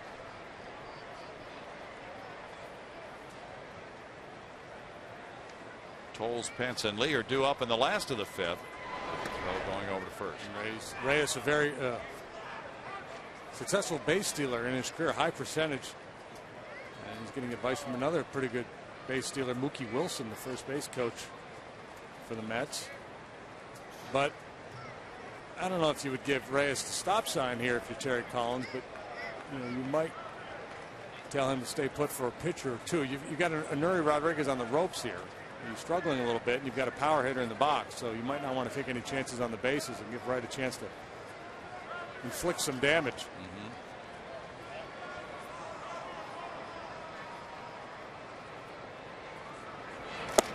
Wright takes a look at it. It's strike 1. This is an anniversary date for Mookie Wilson. On May 15th, 1985, he swiped his 200th base at Houston. Del Rosario getting loose. A lot of activity out there in the pen. Looks like a fitness club. Big cut by Wright. 0-2. So now this might be a time. Generally, you don't think of no balls, 2 strikes as a running count, but with Wright down in the count, you might say, hey, let's go for it. Try to steal the bag here. The Astros might not even throw through for fear of a double steal.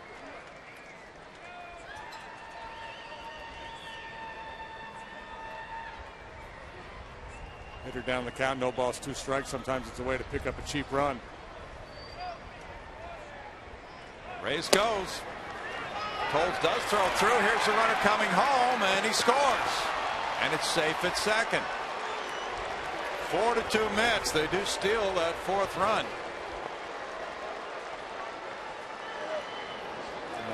That's why I said they might not throw through, because, you know, with Reyes being as good as he is at stealing bases, your chances of getting him are fairly slim, and you're always fearful if you let the throw go all the way through to second base that the man on third will come home. And the infielder there, in this instance, Hall, he's got to read the play. If he feels like he has no chance, come up, cut the ball off, and come home. But he felt like he had a shot at Reyes, so he stayed on the bag, or stayed close to it anyway. Double steal for the Mets. Priddy got his 2nd, and Reyes his 13th.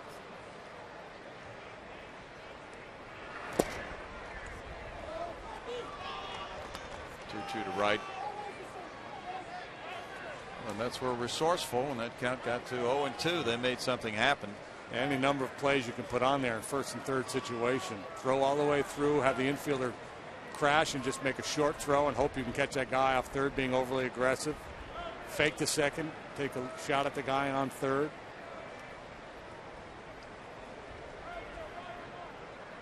Now Reyes takes off for 3rd and makes it there without a throw on a wide pitch. And Reyes picks up number 14.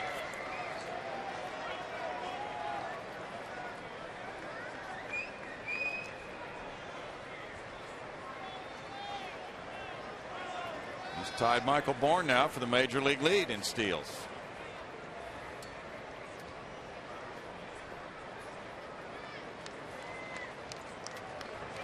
He's dancing off 3rd as well. Not a bad idea with a young pitcher on the mound who's having a tough inning. Try to rattle him a little bit more. Wright spins out of there. Now he wanted to check with the umpire. It was ball 4. Chad Fairchild indicating that, and Wright takes the stroll with Beltran coming up. Now Rosario's ready in the bullpen. Yeah, he might be coming in here, the way this inning is going. Beltran is 0 for 2. He lined out hard to Lee his last time up. Brad Mills is going to let him stay in. Well, you know, and a lot of times, manager, especially at this stage of the game, you're down a couple runs in the 5th inning. You know, is my long man or my, you know, the guys that work this part of the game, are they a better option than my starter? And it's a flip of the coin right now. Brad, the confidence level in any number of those guys out in the bullpen is pretty low right now for Brad, I'd assume. And he wouldn't admit to that.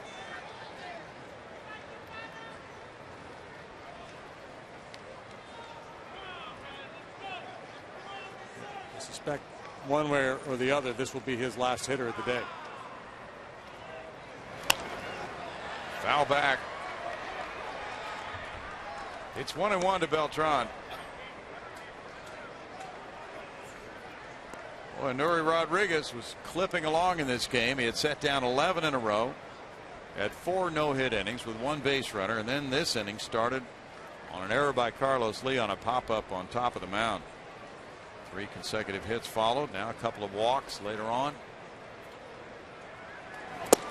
So one of the runs in this inning unearned, and any more that scored would be unearned.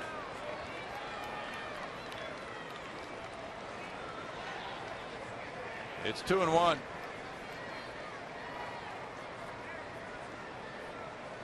Dangerous situation here, the way Beltran's been swinging the bat.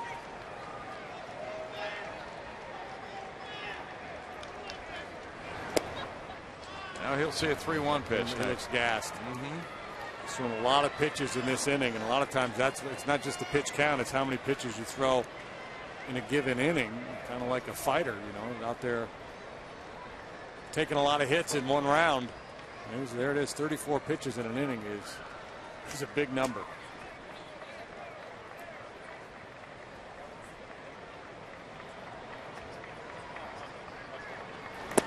Swing and a miss. 3-2.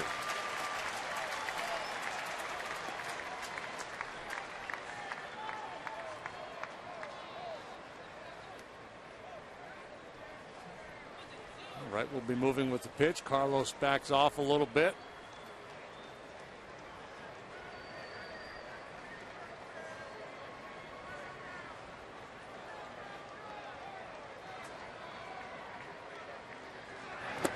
He struck him out. At least it's a good finish after a rough inning for Nuri Rodriguez, with the Mets grabbing the lead. 4 runs on 3 hits with an error. They stranded 2. It's 4-2 Mets.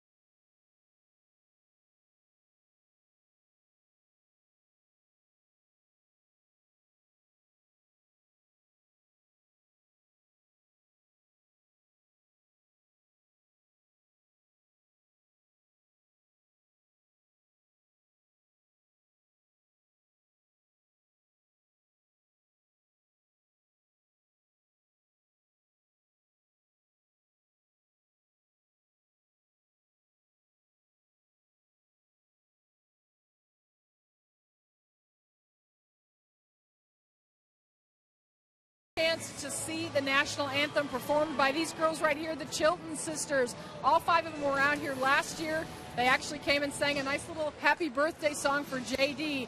Well, JD, it's not your birthday this year, but I tried to ask them if they knew any Chris Christopherson. They did not, but they are going to roll back the clock a little bit and sing Rock Around the Clock. Go ahead, girls. 1, 2, 3, clock, 4 o'clock, rock. 5, 6, 7 o'clock, 8 o'clock, rock. 9, 10, 11 o'clock, 12 o'clock, rock. We're gonna rock around the clock tonight. When the clock strikes do, and more in the bed starts down, we're gonna rock around the clock tonight. We're gonna rock, rock, rock. to the front daylight. We're gonna rock around the clock tonight. 1, 2, 3 o'clock, 4 o'clock, rock. 5, 6, 7 o'clock, 8 o'clock, rock. 9, 10, 11 o'clock, 12 o'clock, rock. We're gonna rock around the clock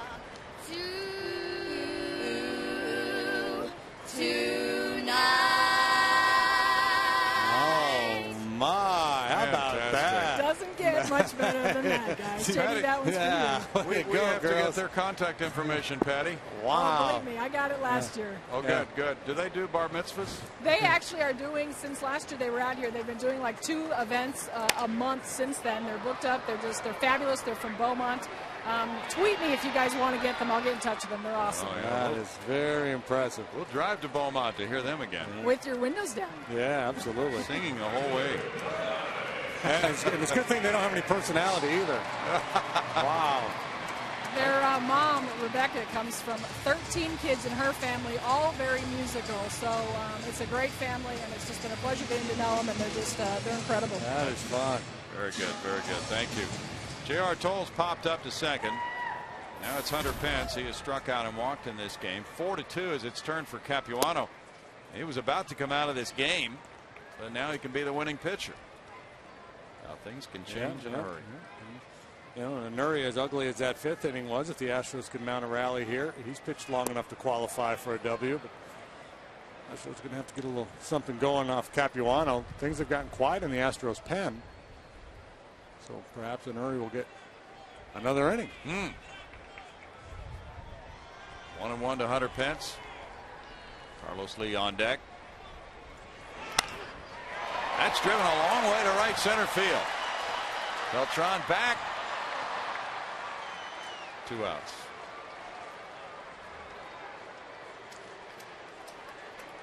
Put a pretty good charge in it. And he is so strong. He's been very good hitting the ball the other way this year. El Caballo has flied to left and struck out.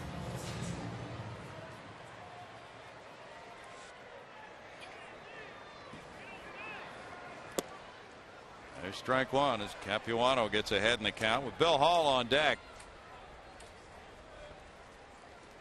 The Mets have really seized the momentum in this game.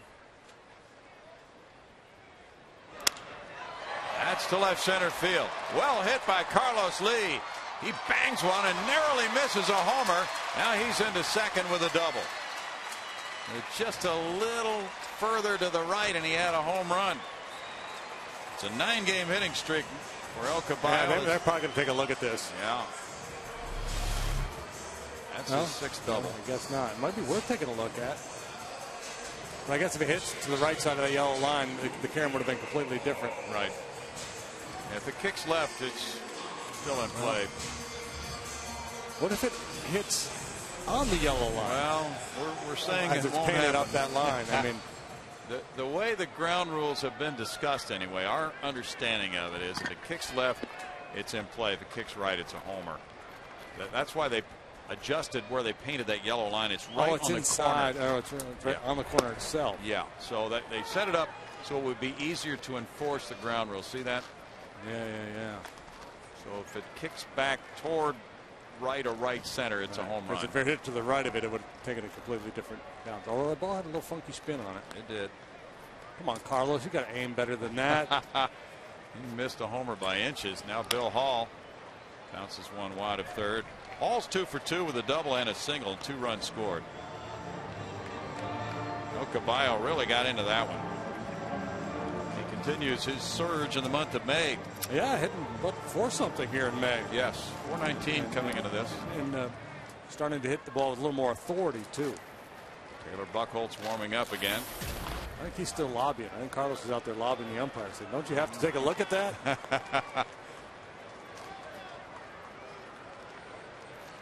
Well, we'll take a look at it when we get a chance.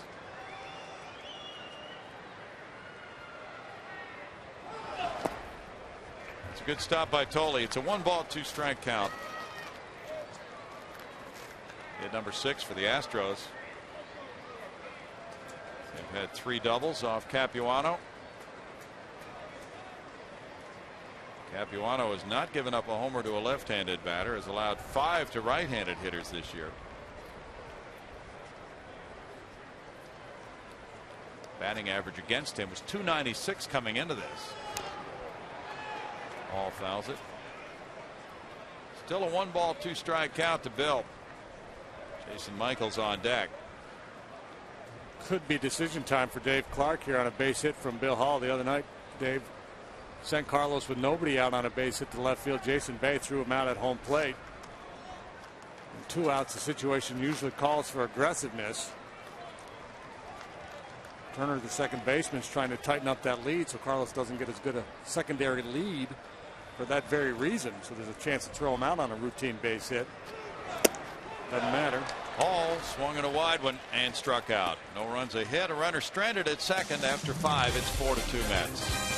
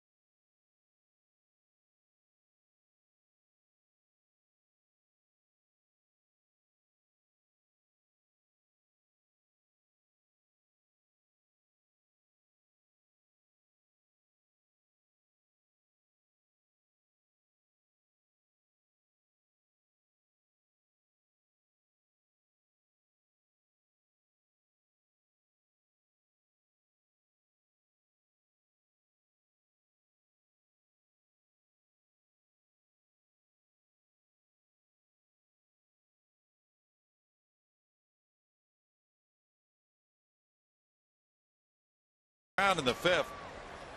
And Jason Bay will lead it off once again in the 6th. He reached in the 5th inning on that pop-up on the error by Carlos Lee as the pop-up landed on the mound, and he came around to score. That triggered the 4-run frame. And this one goes between third and short, a single to left by Bay. Somewhat surprising to see a Nuri Rodriguez still in this game. Bay's now 1 for 3. I think that's primarily because of the struggles of the bullpen. If the confidence level was higher in the bullpen right now, probably would have made the move. And I think he's just trying to squeeze one more out of Nuri, but the leash will be much shorter in this inning than it was last. So with that base hit, you see action in the Astros bullpen.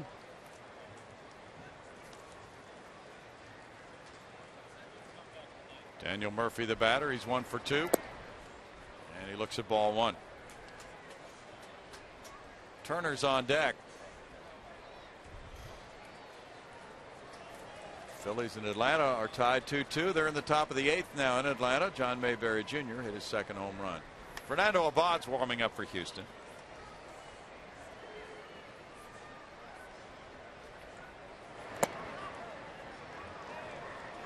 It's 2-0. I'll say this much about Chad Fairchild. He's been pretty darn consistent with that outside corner. He has.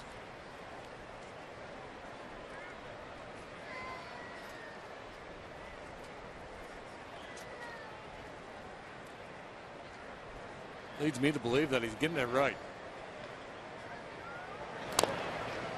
Foul ball takes the count to 2 balls, 1 strike.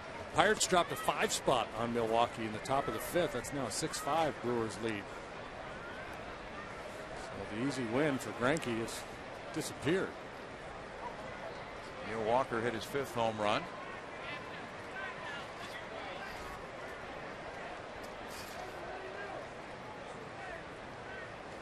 What a day at the ballpark. Oh, my goodness.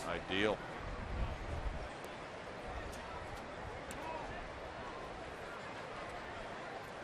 Just reading that article by Richard Justice in the Chronicle today about Drayton McLean's legacy, and this ballpark will be a big part of it.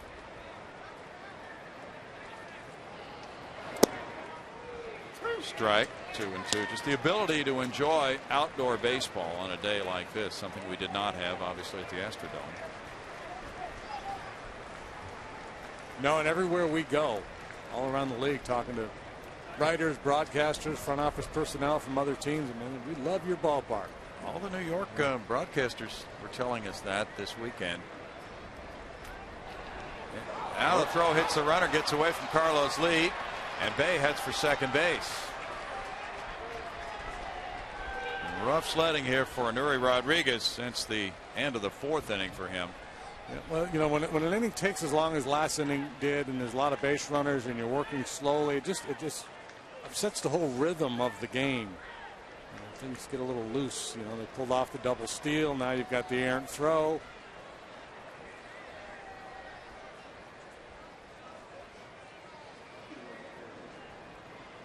Rodriguez makes his first error of the year.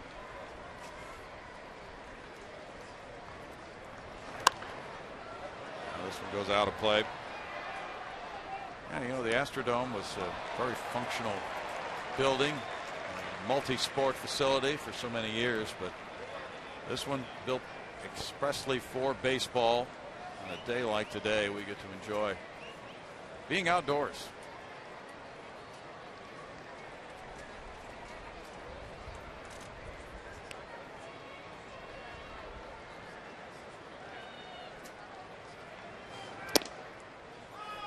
Murphy takes a walk. We get to pretend we live in San Diego for a day. It feels like San Diego. Yeah. Well, that's probably going to be it for Nuri. He's thrown 90 pitches now. Yeah, and I just think, you know, there are times when you watch a pitcher and you get to the point that, okay, he just, you know, he doesn't have his command and he's really fighting himself. Now,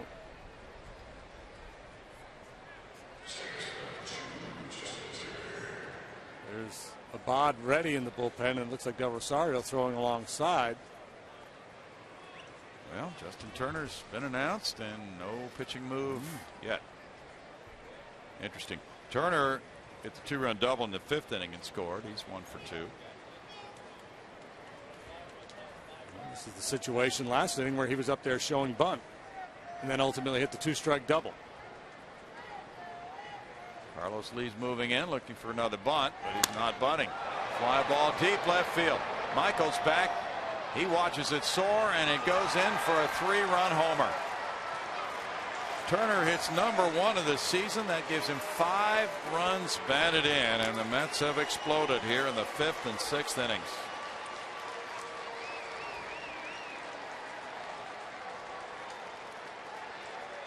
And Terry Collins crossed him up last time looking to bunt, this time giving him a green light. It may have been a situation where we're going to give you one swing, and if you get something you can juice, go ahead, then we put the bunt on, but that one swing was all he needed. 7-2 Mets. A rough day for Nuri Rodriguez. It was so good through 4, and then it really turned on him.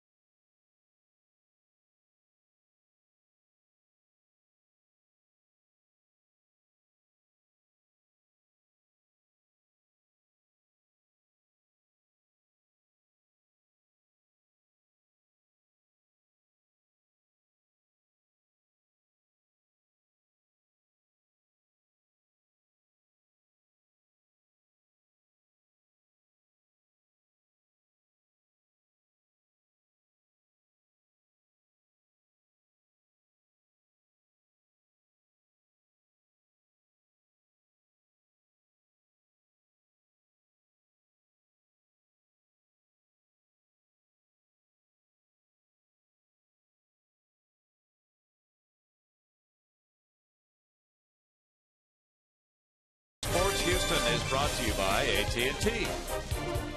By Jack in the Box. Get anything on the menu any time of day. And by Gullo, treating you like family. Well, the Mets have treated Nuri Rodriguez very roughly. In 5 innings, he allowed 5 hits, 7 runs. 5 of them were earned, walking 4 and fanning 2. You know, it's just it's interesting because at the outset of the game, we talked about how this game can humble you. He was so good his first start. The numbers, at least, were very, very good. And then not so good last time. And today, he went through that same experience just in this one game where he took a no-hitter into the 5th and then got clobbered. Bumps along the way for a young pitcher. Lefty Fernando Abad comes in, facing Jason Pridey. Scott Hairston's on deck with the pitcher's spot due up next. Pridey moves back from ball 1. Pridey had the RBI single in the 5th. Well, Astros have given up a lot of leads this year, and maybe it'll be their turn to come from way back. Got plenty of time. Plenty of time. 2 balls, no strikes. Taylor Buchholz was the last one warming up for the Mets. He's been up a couple of times in this game. That makes it 2-1. Abad had a rough outing, but last time out against the Mets yesterday, he worked 2/3 of an inning, didn't give up a hit or a run, didn't walk anybody. Foul ball makes it a 2-ball, 2-strike count. That was his first outing since last Sunday when he gave up 3 earned runs in 1/3 of an inning. Astros relievers have a 5.25 ERA, worst in the National League, and they have 10 blown saves. Little tap, Abad in. On the lead. 1 out. It was Taylor Buchholz, and it is Taylor Buchholz. He's thrown a lot of pitches out in that bullpen today. Now we get a pinch hitter. Scott Hairston is batting for Capuano, who could be the winning pitcher today. Capuano in 5 innings allowed the Astros 6 hits, 2 runs. He walked 3, fanned 6. Hairston was the starter in yesterday's game in center field, and he had a hit in 3 at bats. This feeling that Terry Collins just couldn't wait to get Capuano out of this game. Yeah. He's got a 7-2 lead. Yeah. Get another inning out of him, perhaps. But he's had all those injury problems in his career, and that maybe that's the game plan with him. Just be very cautious. Their bullpen's been very good. So, as we talked about Brad Mills' hesitancy to make the move to the pen because his has struggled, Terry Collins is probably in a hurry to get his bullpen in there as good as they have been. Yeah. And Ariel Del Rosario is coming in for the Astros to face Hairston. We'll be right back.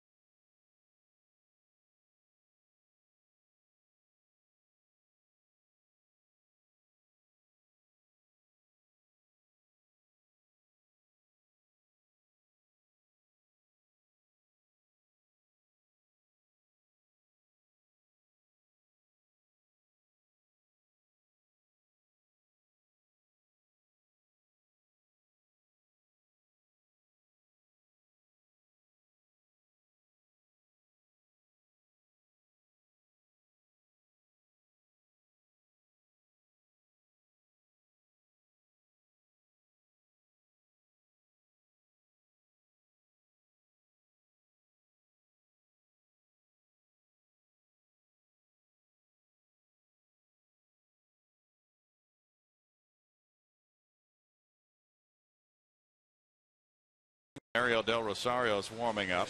There is one out. Fernando Abad retired, the only man he faced. Friday on the little dribbler back to the mound. Now Scott Hairston is pinch hitting for Capuano, and Del Rosario checks in with an ERA of 4.80. EDR, he features a good running 2-seam fastball and a slider. So right-handed hitters have to be quick to get the hands pulled in to deal with that 2-seamer when he's going good. He runs it down and in on him. Tough pitch for them to handle. Going to start with a slider here. Leaves it up and foul right back below us. Hey, nice play. The guy in the Berkman jersey made a good catch. I don't want it. Hang on to it. It's wearing a Colt 45's cap too. He's going to throw it at me. He's been there before. I'm a little nervous. Got coffee, computers up here. We can't be dealing.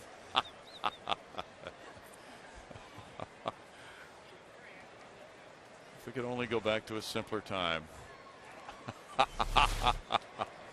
Good catch. See, and unlike the Met fan over there, he didn't need no stinking glove. No. And it's hitting the upper deck. Scott Hairston spreading his souvenirs around.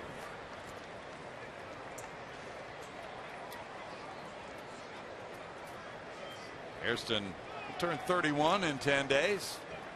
He was with the Padres last year. Played with his brother Jerry Jr. Little roller, Carlos Lee backhands, tossing back to Del Rosario for the out. Well done for the second out. Ball that Carlos probably would have been better off going to the bag to and letting Billy Hall handle it, but he doesn't play over there very often. And the last thing he wants to do is assume Hall's going to make a play and have it trickle into right field. The ball didn't have a lot of pace on it. Hall would have been able to make the play as well, but as long as the play gets made, that's all that matters. Jose Reyes has grounded twice to Chris Johnson, and he's walked. 2 stolen bases in the game for Reyes. Strike 1.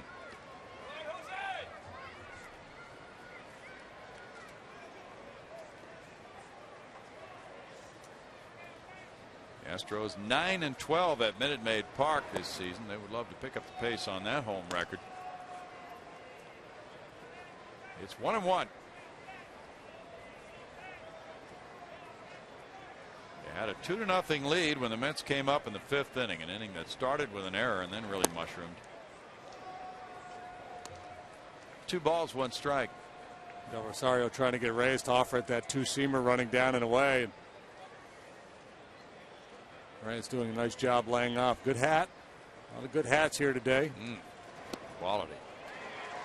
2-2. And that's quality too with that sinker. So it got more of the play, but great sinking action.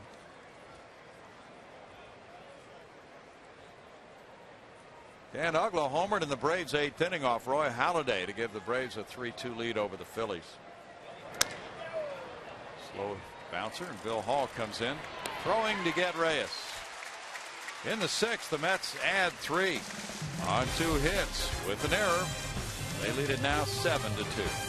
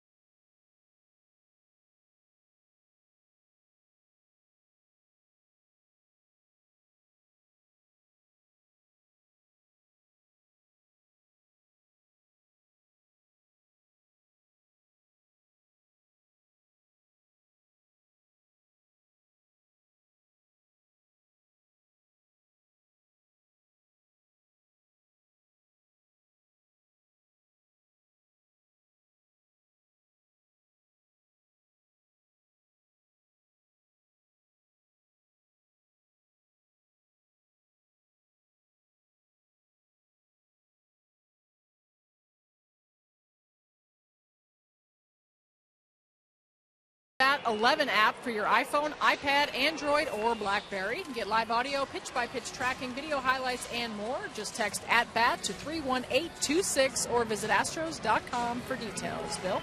Thank you, Patty. 7-2. The Mets have opened up a 5-run lead, and they go to Taylor Buchholz now. Former Astro comes out of the Met bullpen with that 5-run margin. Michaels, Johnson, and Barmes due up in the Houston 6th inning. Taylor's 1-1. His ERA is 1.37. Yeah, and there's your evidence as to why Terry Collins is probably in a hurry to get to his bullpen. They've been very good. Buchholz among that group that has been outstanding, and especially here in the month of May. Boy, they've been lights out. They had a 24-inning scoreless streak that ended in yesterday's game. Jason Michaels with an RBI double is 1 for 2. Sergio Escalona warming up for Houston. Taylor Buchholz throws high, ball 1. Could be a little chink in the armor of Buchholz, who has pitched 3 times very effectively against the Astros this year. Total of 3 2/3 innings, giving up 2 hits and no runs. That he was up a few times in the bullpen warming up.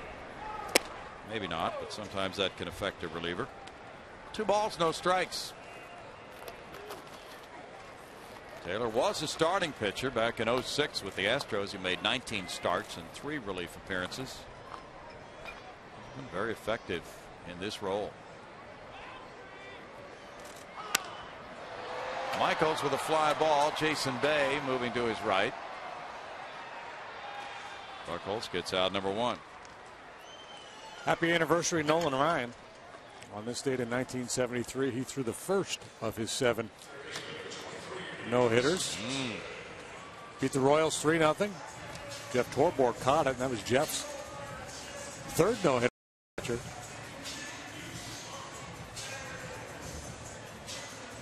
How many did Jeff wind up with? 4? I don't know. Did he get 4? Not sure.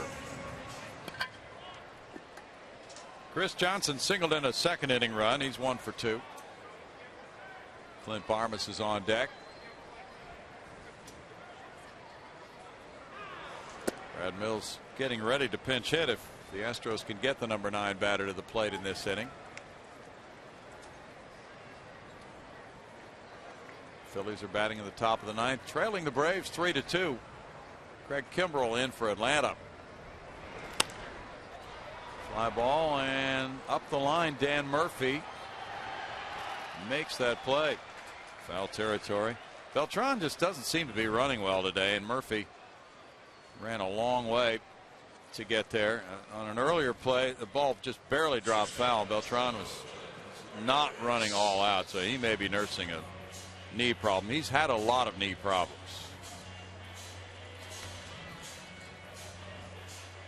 Yesterday out of the lineup with an eye issue. Apparently there was some swelling, and at first it was thought to be conjunctivitis. That was ruled out. Clint Barmes has walked twice.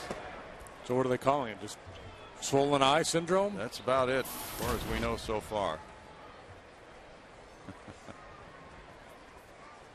Says he missed the game with swelling of the right eye. His status will be reevaluated today. And he was somewhat doubtful for this game, we were told.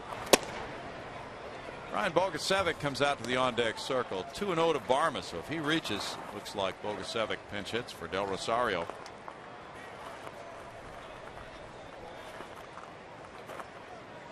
Five hits for the Mets, 6 for the Astros.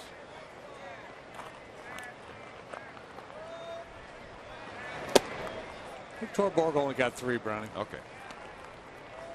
As did Alan Ashby. Yeah. Is that the somebody caught more than that, though, right? Well, next weekend we'll find out. Veritek, maybe? I am seeing Veritek here. Okay. Strike makes it 3-1. We will be seeing Ash in Toronto next weekend. He's going to have to come out of retirement and try to get to Veritek's number. That's right. No doubt Alan is very anxious to do that.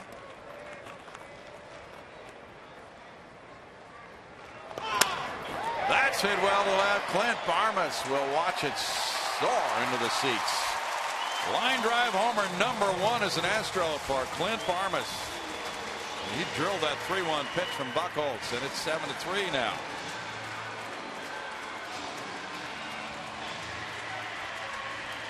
Well, that was the talk over the winter, that Barmes is a pull hitter, and he might be able to do that several times at Minute Maid Park. Yeah, that was the hope. Not a high average hitter, but a guy who's hit for some power in his career. And be able to take advantage of that short porch with the Crawford boxes in left field. Astros get a quick run back. Now Brian Bogusevic is the pinch hitter for Del Rosario, who in 2/3 of an inning allowed no hits, no runs with no walks, no strikeouts. 2 ground ball outs for an Ariel. Strike 1 to Brian.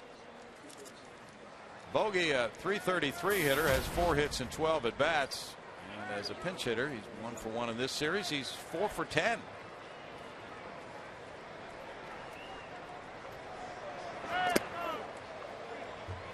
It's a 1-ball, 1-strike count. Bogusevic got a pinch hit in the 8th inning Friday night. Francisco Rodriguez. Clint Barmes has to be enjoying that moment after a 352-foot line drive.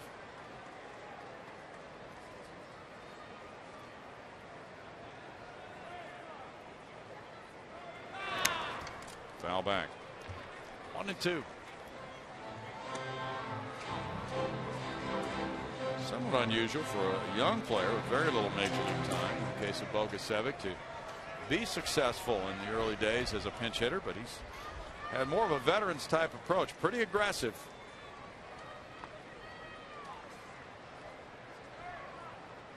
probably with a lot of counseling from players like Jason Michaels. 2-2. Matt Downs came up with his first pinch homer yesterday. Astros pinch hitters have 15 hits in 54 at bats with 2 homers and 6 runs batted in. And most of the guys you talk about who do this job for a living, they say, you know, I'm not trying to get too deep here. Just try to keep it simple. Just look for the ball and put a good swing on it. Be willing to attack early. The first good fastball you see, let it fly. Bogusevic fouls the breaking pitch into the seats. Cracked that bat.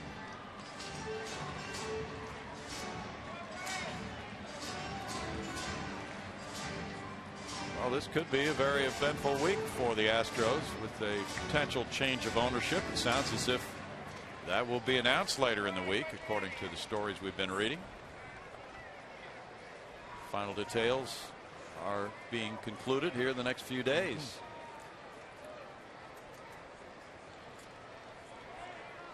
Yeah, this is a new experience for me. You were here when the last ownership change took place. Yeah. John McMullen was a good owner. Greg McLean has certainly been, by acclaim, the best Astros owner in their history of 50 years. And nothing wrong with Mac's ownership. Mac had a penchant, as you well know, with all of his sports investments of buying at a great time and selling high later on. Yeah, well, most people that own baseball teams are pretty good businessmen. True. John McMullen bought the club when it was in receivership. Bogey takes. He's had a good at bat here. 3-2. Now let's see if he can get himself on base.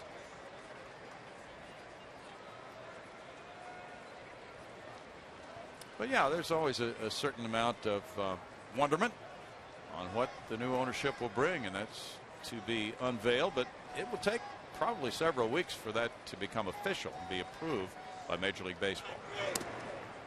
Bogusevic draws a pinch walk. Yeah, the ball got loose. So there's always a chance of getting more than one base. Pinch walk for Bogusevic. Bring up Bourne. Dan Warthen on his way. We go to Steve Sparks.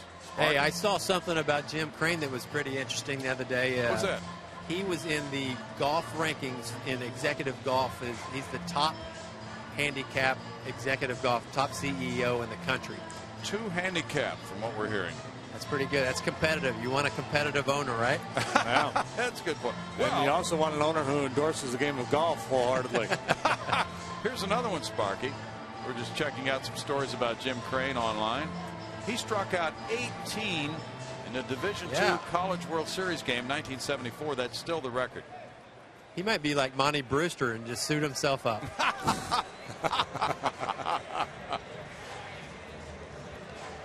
And now after the conference at the mound, here's Michael Bourne. He's 1 for 3. Well, Jim Crane has been trying to buy baseball teams for a few years now. Cubs and Rangers. He's made bids for them. Well, the stadium at his alma mater is named James R. Crane Stadium there at Central Missouri. Central Missouri in Warrensburg, Missouri. It's the home of the great Jane Funky.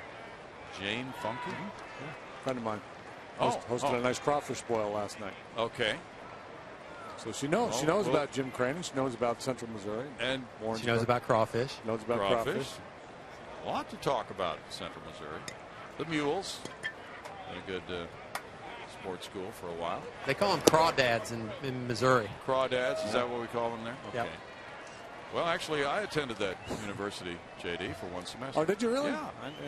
I knew you were a Missouri guy, University of Missouri, but so you started there? And well, no, that was a ruse to get out of the Army early, but it worked.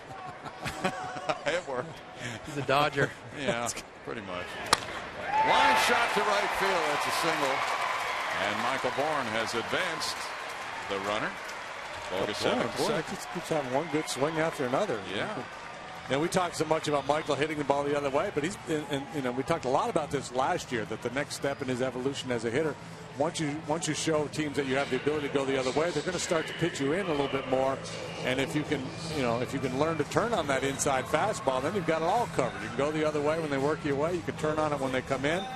And he's certainly shown signs of that in recent days. He's been turning on the ball with authority. Tim Burdach's warming up. J.R. Tolles is the batter. Tolles 0 for 3. The Astros have a chance to make this a very exciting afternoon. So they can continue what they're doing here. Hunter Pence is on deck.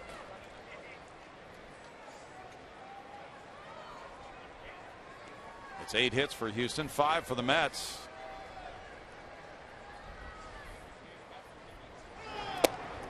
And tied for ball 1. Buchholz got the first 2, and then he has struggled since then. He went 3-1 on Barmes, who hit a line drive homer. Walked Bogusevic, the pinch hitter. Fell behind Bourne 2-0, gave up a line drive hit, and now he's behind Tolles 1-0.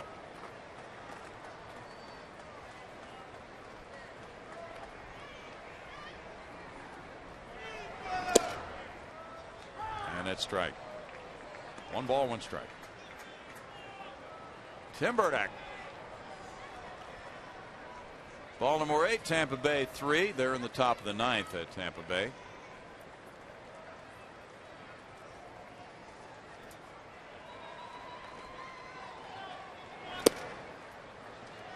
Two balls and a strike. Washington leads 7-4 over Florida. They're in the bottom of the 8th at Washington.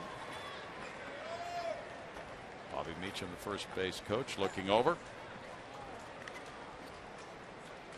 Need a home run here. Wouldn't that be interesting? Make it a 1-run ball game.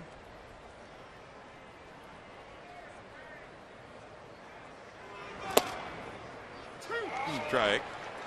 2-2. He didn't want that one. He's looking for something middle in. He could yank outside part up a little bit. I'd be willing to shoot that one into right center. Buchholz had allowed only 2 runs in his last 18 2/3 innings when he took the mound today. Averaging better than a strikeout per inning this year. Fouled away. Taylor Buchholz has pitched well out of the stretch. With men on base, opponents are hitting 133 against the right-hander. Right-handers are hitting 135 against him. But Barmes got him. Some pitchers you have to step out on to break their rhythm because they work so quickly. Yeah. That's not the case with Taylor. He takes his time. He's very deliberate. Drafted by the Phillies in the 6th round in 2000. Traded in the Billy Wagner deal to Houston. Tolles is down on strikes. That ends the Astros 6th inning. They score 1 on 2 hits and leave 2. And after 6, it's 7-3 Mets.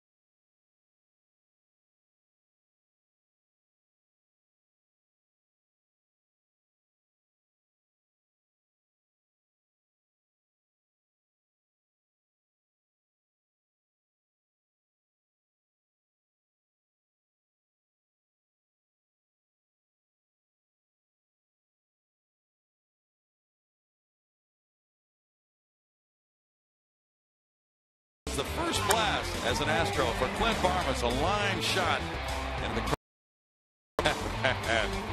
Goes to the guy in the orange jersey. Very nice. Went with 2 walks, now a long ball. And he's back at shortstop watching pitcher number 4 for the Astros warm up. Lefty Sergio Escalona in this 7-3 game. Escalona will be pitching to Tolle leading off the 7th inning. Sergio with just the one appearance with the Astros. He came in, walked a man, came around and scored. He's pitching well down at AAA. Saw big league time with the Phillies a couple of years ago. Tolle is 0 for 2 with a walk.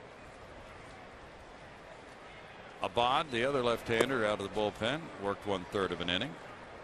And that's the difference in the Astros bullpen makeup right now. With Escalona joining the crew, they now have a couple of southpaws.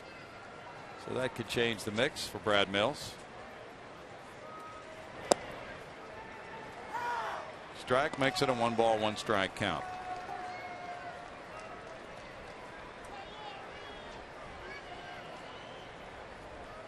Escalona walked the only man he faced Tuesday against Cincinnati. Tolle tried to hang in there and take that one off his front arm, and he started to turn away, and they said, wait a minute, I'll just leave that dangling, and he just missed.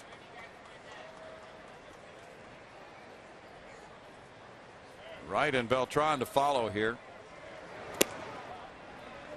It's 3-1. Cincinnati outslugged St. Louis 9-7. The Cardinals got 5 in the 9th. Travis Wood won it. He's 3-3. Chris Carpenter lost it. That's a walk. Number 5 for Astros pitching.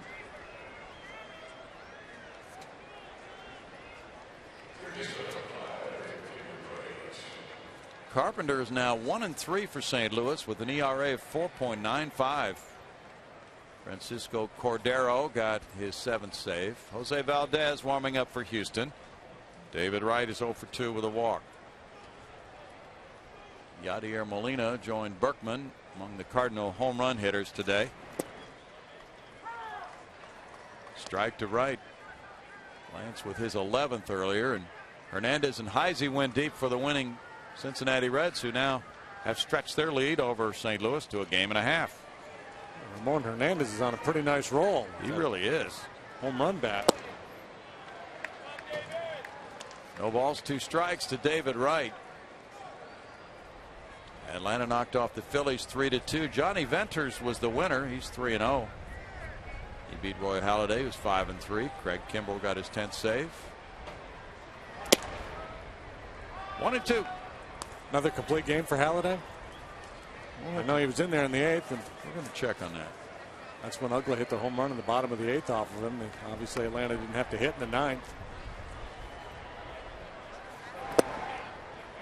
Boy, even though he got beat today, what a comfortable feeling for Charlie Manuel when he sends Halladay out there, knowing they can pretty much give the bullpen the day off. It was a complete game. His 4th.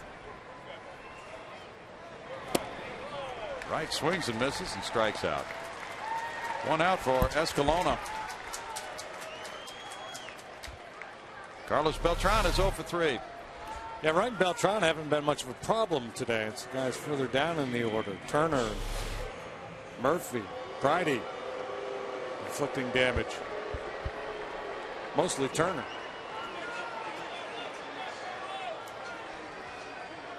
Fans are booing more lustily now. I think they dislike right-handed hitting Carlos more than they dislike left-handed hitting Carlos.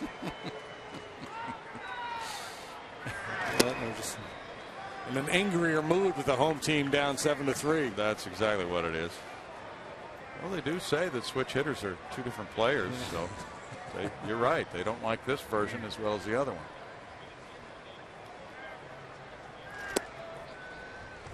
Strike to Beltran. That makes it a 1-ball, 1-strike count. Beltran, of course, carrying that heavy paycheck. There's been speculation that the Mets might try to move some of their higher paid players. Some of them, though, probably have to approve those deals. 2 balls and a strike. And they're trying to sell a pretty good chunk of their ball club.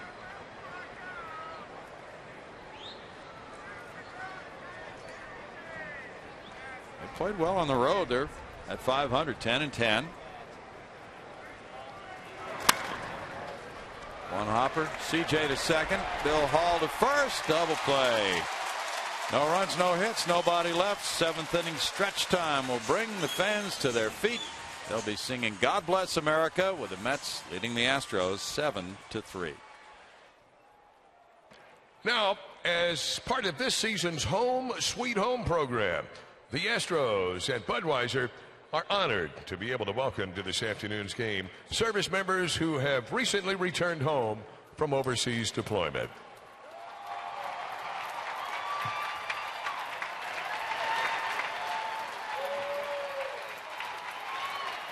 And now, on this beautiful Sunday afternoon, let us salute them and all who defend our freedom around the world and join Joe Prince for the singing of God Bless America. God bless America, land that I love. Stand beside her and guide her through the night with the light from above. From the mountains to the prairies to the oceans, white with foam, God bless America, my home, sweet home. God bless America, my home, sweet home.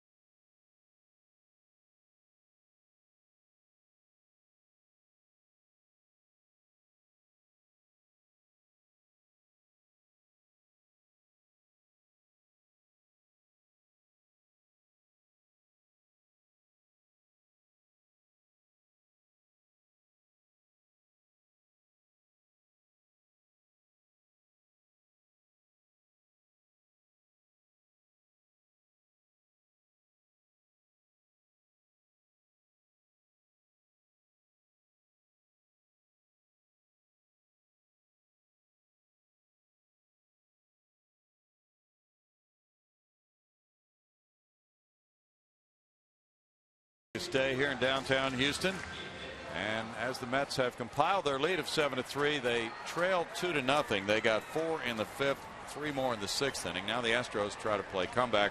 Hunter Pence is 0 for 2 with a walk. And he cracks one to left field, foul. Wow, what a vicious swing at the bat. Taylor Buckles effective with that high fastball, but Hunter jumped all over that one. Mets bullpen in the month of May has been terrific with a 0.73 earned run average. Hunter's a .228 career hitter against New York. Buchholz with the curveball goes to a 1-1 count.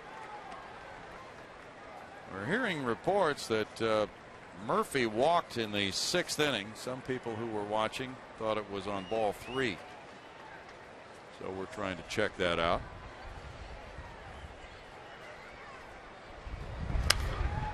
Foul back. 1-2. And sometimes we look at the scoreboard and it's not the same count we have, and you're trying to figure out which is which, and we lose track.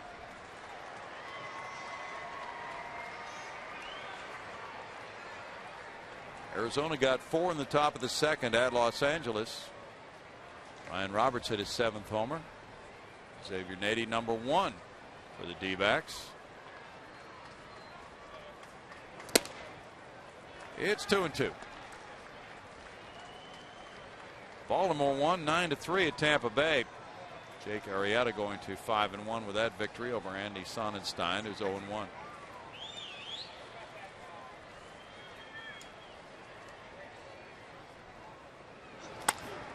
Curveball hit to center field. Friday.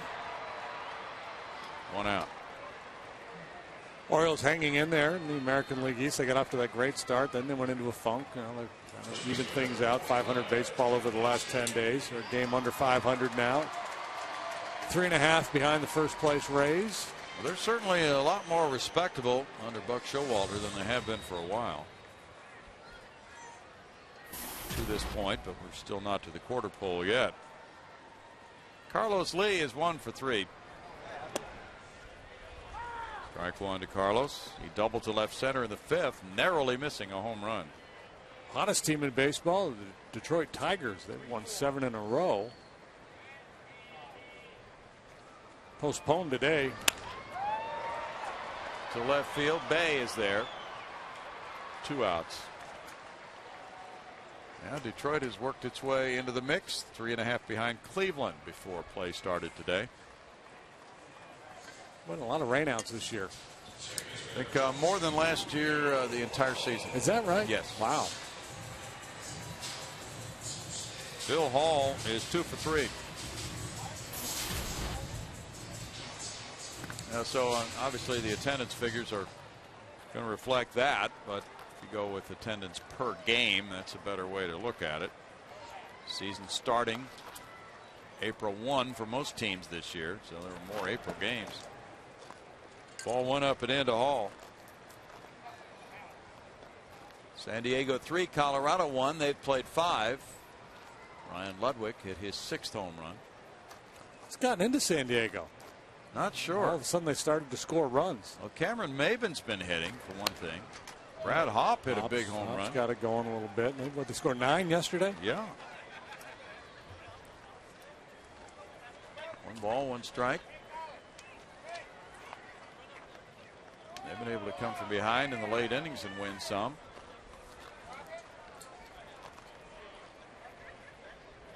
Nine to 7 was the score of that game yesterday. They beat Houston Street.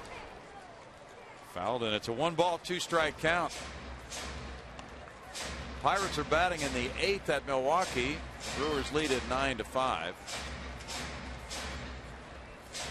Ryan Braun hit his 12th for them. Earlier, Lance Berkman hit his 11th for St. Louis.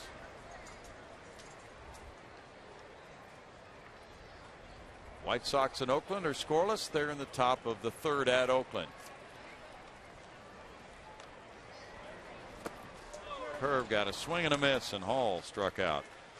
That's number 2 for Buchholz and number 8 for the Mets pitchers. They lead it 7-3.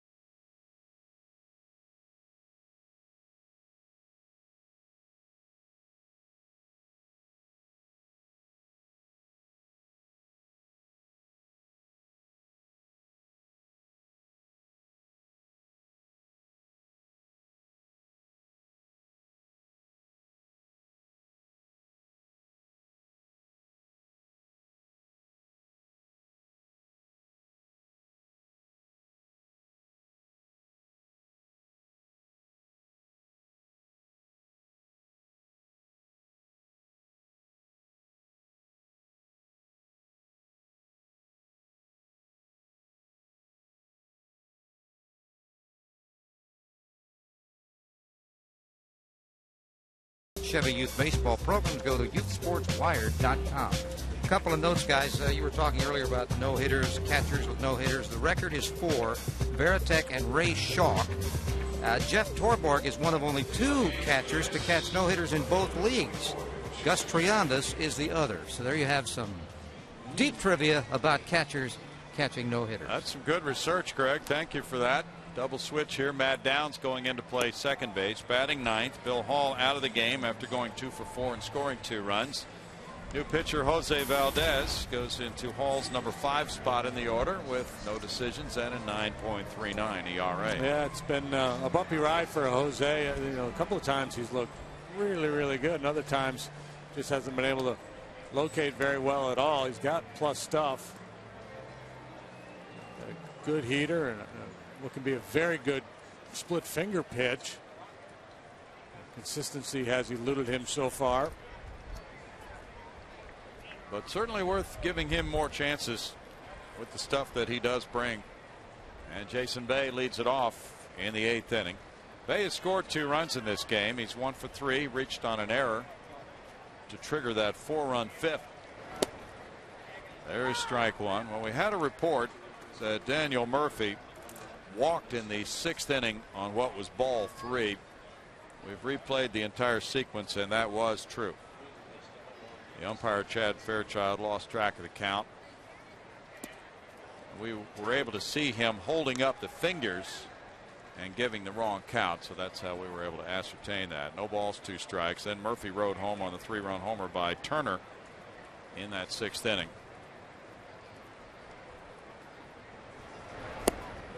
There's the split. They appeal. It's a check swing call, and it's 1-2.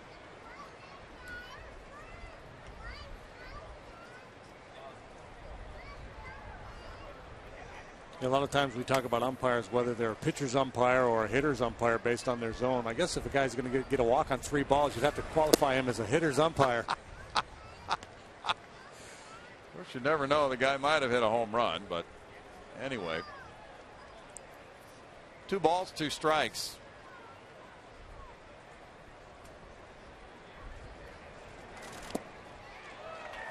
And it's a foul ball. Still 2-2 to Bay.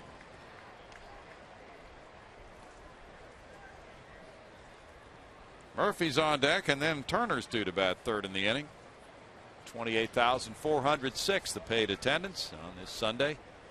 One of the most beautiful days we've seen in a while. And normally it gets pretty warm by this time of year. Hunter Pence in right center. 1 out. Here is the at bat of Daniel Murphy in the 6th inning. Pitch by pitch. Ball 1. Ball 2. Strike 1. 2-1. Stretch the hamstrings. But now he's holding up throwing 3-1. Yeah, he's showing 3-1, but it's 2-1. So it should be 2-2 now, but in everybody's world it's 3-2, and there's ball 3/4. Yeah. Well, Murphy certainly bought into it. He didn't question the count. Nobody did. 2 hopper to second. Downs over to first. 2 outs. Yeah. And now it's Turner. Turner drove in a run with a double in the 5th, then hit that 3-run homer in the 6th. That's looking very large right now.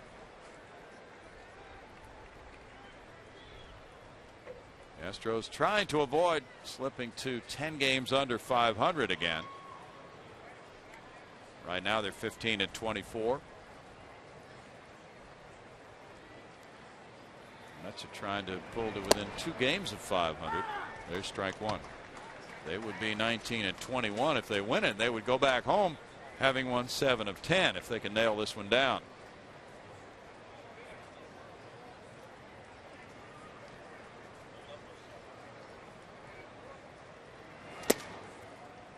It's 1-1.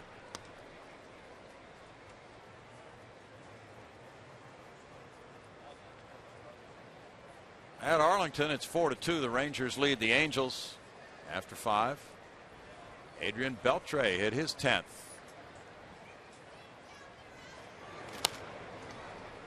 Foul back for a 1-ball 2-strike count. Astros have had Stellar relief pitching in this game. Hitless relief pitching so far. 2 2/3 innings of hitless, scoreless baseball, with only a walk to mar that relief no-hitter. 2-2.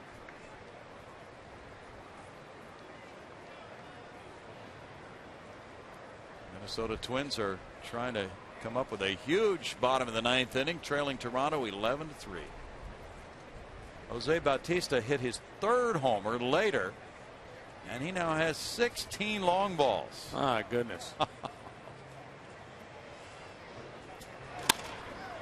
Into right field, Hunter Pence moving in. It's a 1-2-3-8 for Jose Valdez. 7-3 Mets.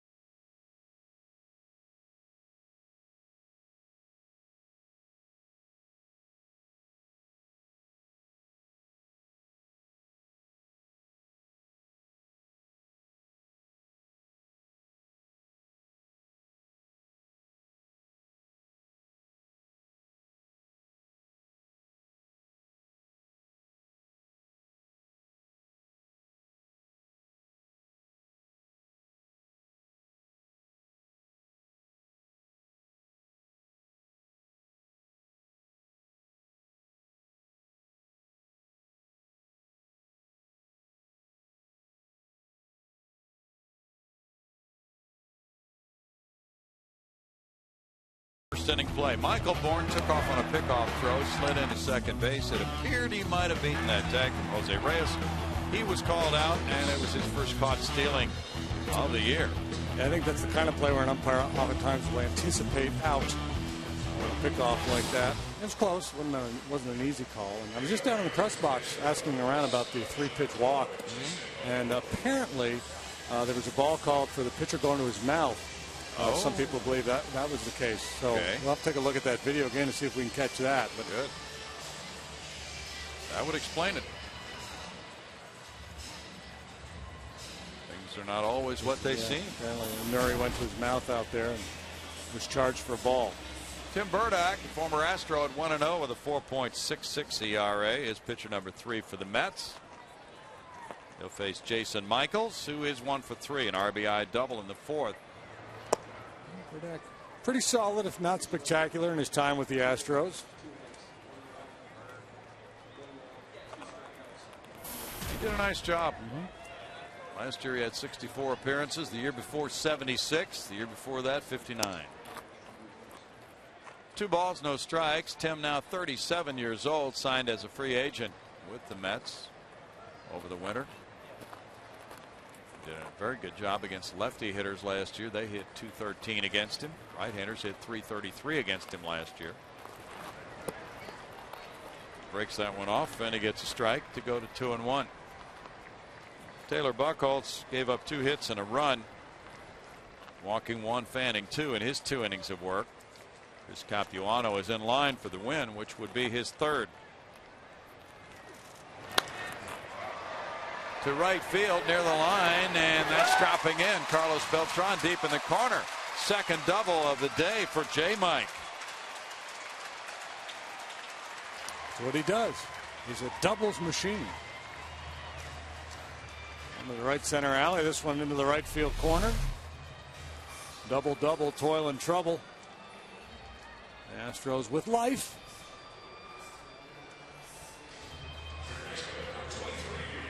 Jason Isringhausen is warming up. J-Mike had 14 doubles and 186 at-bats last year. Now 2 for this season, and he's aboard for Chris Johnson. CJ with an RBI single in the second is 1 for 3. Barmes on deck. Strike to Johnson. Would you call Burdack a loogie? I just read that article the other day. I hadn't heard that until I saw that. I've seen that term before. A left-handed one-out guy. Yeah, a loogie. You know, the specialization of the game.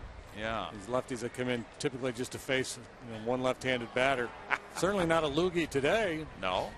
Kind of unusual to see him come in and face a string of right-handed batters.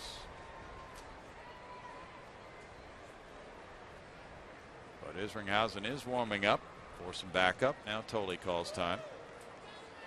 Hey, Tim, we're going to pay you $800,000 to be our loogie this year. What do you think? Sign me up. A lot of people would take that loogie. Yeah. Well, Michael O'Connor pitched yesterday, and Pat Mish as well. And Mish pitched Friday also, so probably they're trying to avoid using him in this game.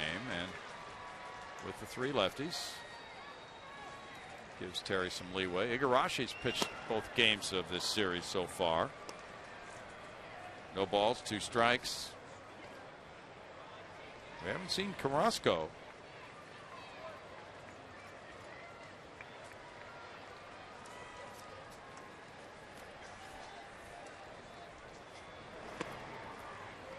One and 2. Mets were ready to pinch hit for Chris Capuano in the 5th inning. He had trailed 2-0 when they came up, but by then they got 3 runs home and left him in the game to sacrifice, and it worked into a possible win for Capuano. It's a big reversal at that point of the game. 2 balls, 2 strikes. Angels have just tied the Rangers at Arlington 4-4 in the top of the 6th inning. Eric Ibar hit his 2nd home run. White Sox got a run in the top of the 4th at Oakland. They lead at 1-0 behind Trevor Cahill. Cahill's the pitcher for Oakland, rather. Now time called, and Johnson backs away. Alexi Ramirez hit his 5th home run for that White Sox run.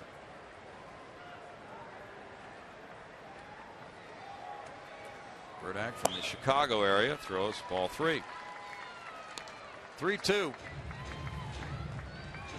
Tim pitched against the Astros in New York April 19th. Faced one batter, Michael Bourne, who got a hit off him and later scored. The thing about Tim is you got to be patient. You got to make sure he throws strikes. He can lose command and struggle finding the zone. Johnson is patient and draws a walk, his 4th of the year. Just a good at bat there and good recognition of what Burdack was going to try to do with that 3-2 pitch. I mean, you could just tell by the way he reacted. He saw that slider the whole way. Terry Collins will make a move. Burdack gave up a double to Michaels. Now a walk to Johnson. He's going to be taken out. Isringhausen ready to head this way with Clint Barmes, who homered in the 6th inning, having a chance to make this a lot more interesting game. 7-3 New York, and we'll step out for this.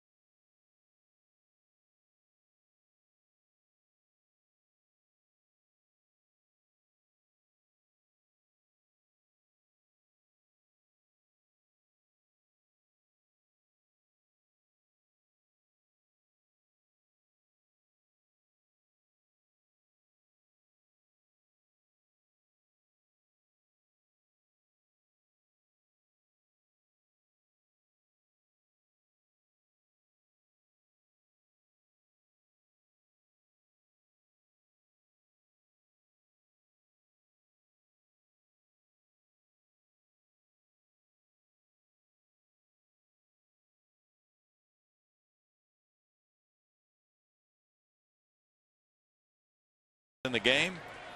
Runners at first and second. Nobody out. And Clint Barmes is the batter. Barmes has walked twice, and he ripped a homer last time up. How about two pair? Home runs over walks. That'd be a good hand. I'd take that. That's ball one. Isringhausen, the 38-year-old veteran, former closer, has 8 holds in 13 games, a 2.38 ERA. Fastball is good for a strike. It's 1-1 to Barmes. Isringhausen, the longtime St. Louis Cardinal, joined the Mets, who had drafted him in '91 in the 46th round for this season. He was with Tampa Bay in '09. Missing there. A pretty resilient guy over the years. Battled injuries. Carved out a real nice career for himself, but he wanted more, so he returns with the Mets. Better than 11 years between his first appearance and then his return to New York. Foul liner. 2-2. Isringhausen was with the Cardinals from '02 through '08. Led the league in saves in '04 with 47. He has been a warrior with all the surgeries he's had down through the years. Just loves baseball so much that he is still going at age 38.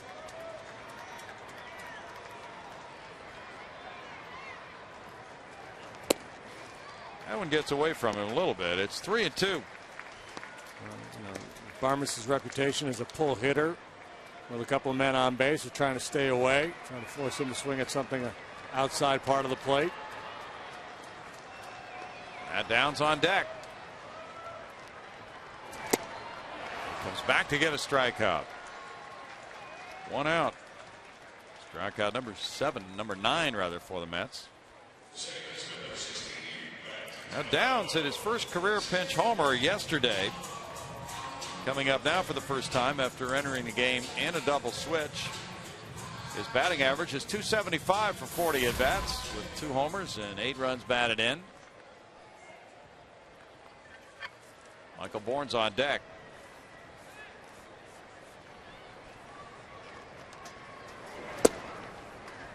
Strike 1 to Matt.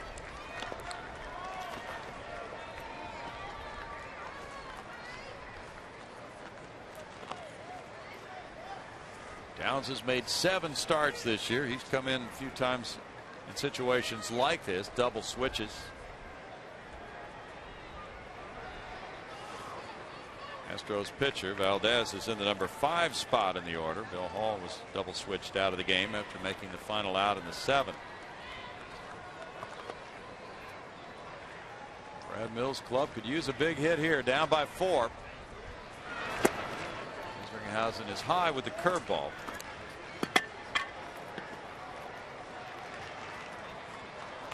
One and one for Jason. Isringhausen only pitched 7 games in the minors last year. He was on the disabled list with right elbow trouble. Line shot over shortstop. Michaels comes to third. Dave Clark's going to send him home. And here's the throw into second, and the slide safe. RBI double by Downs. Johnson getting to third. It's 7-4. And Michael Bourne comes up next. We talked earlier about Brian Bogut seventh. The nice job he's doing for a guy without a lot of experience coming off the bench. Just not a pinch hit appearance for Downs, but coming in as a defensive replacement in the double switch. Delivering in his first at bat. Solid line drive towards the alley in left center. And good hustle. Get into second base. J. Mike had to break back toward the bag, but still scored easily. And Chris Johnson moved into third. Hustling double there by Downs. It was pretty close at second. That could be important. And now it's Michael Bourne. High for ball 1. Michael's 2 for 4. J.R. Tolles is on deck with the Astros down by 3. That was their 10th hit. They've had 5 doubles and a homer. Popped up. David Wright. 2 outs. Now Tolles, he's 0 for 4. Isringhausen pitched one hitless inning against the Astros in New York on April 20th.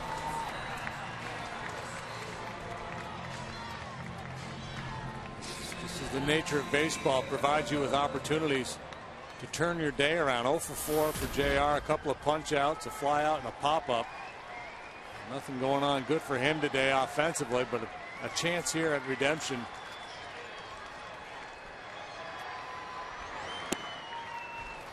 He looks at strike one. Hunter Pence on deck.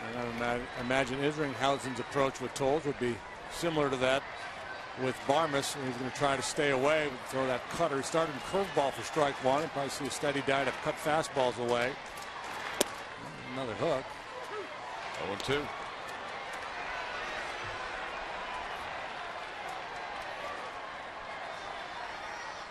Spread out.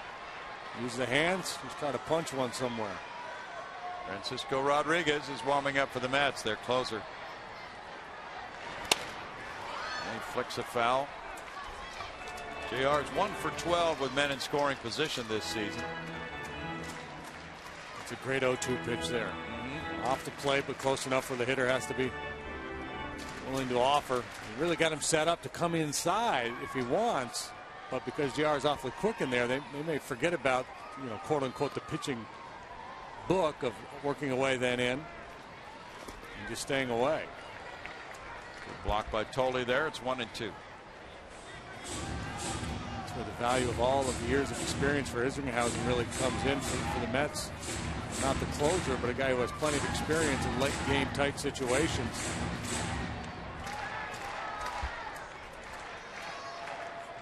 .293 career saves for Isringhausen. It's nice if you can have a pitcher who thinks like a manager on the mound. The manager's thinking, hey, just stay away from this guy. Don't give him anything he can jerk into the seats and tie the ball game.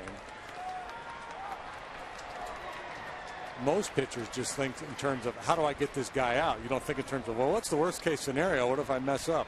But the guy with Isringhausen, with his experience, you'd like to think that he's kind of in tune with the way a manager would think in this situation.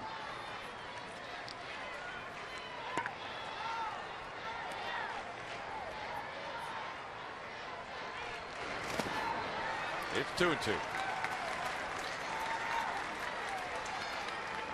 Mets bullpen has 4 blown saves. 12 saves and 16 opportunities for the Mets. Friday is due to lead off the 9th inning, then the pitcher spot, then Reyes.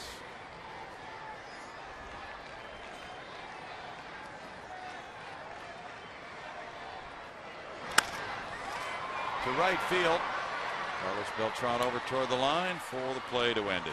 And the Astros settle for 1 run in the 8th on 2 hits. They strand 2. It's 7-4 Mets.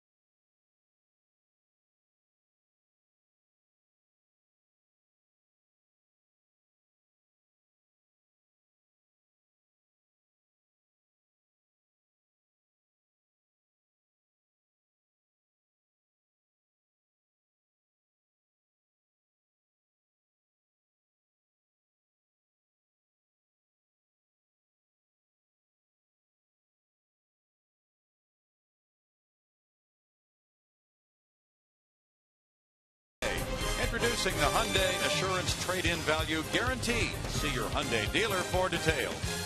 And by the Progressive Insurance Group. For a money-saving car insurance quote, call 1-800-PROGRESSIVE today. On this sunny day in downtown Houston, the Mets grabbed the lead with 4 in the top of the 5th inning. Then they added 3 in the 6th. Now they lead at 7-4 as they bat in the 9th against Jose Valdez, who had a 1-2-3-8. Jason Pridey to lead it off. He is 1 for 3 and an RBI single in that 4-run 5th, in which the Mets batted around. He looks at ball 1. The Astros have Pence, Lee, and the pitcher spot due up in the bottom half. It's Willie Harris in the on-deck circle to give Terry Collins a left-handed batter for the pitcher next. Presumably Francisco Rodriguez will come in to try to finish things up. Brett Wallace available to hit for the Astros. Likely will get that at bat.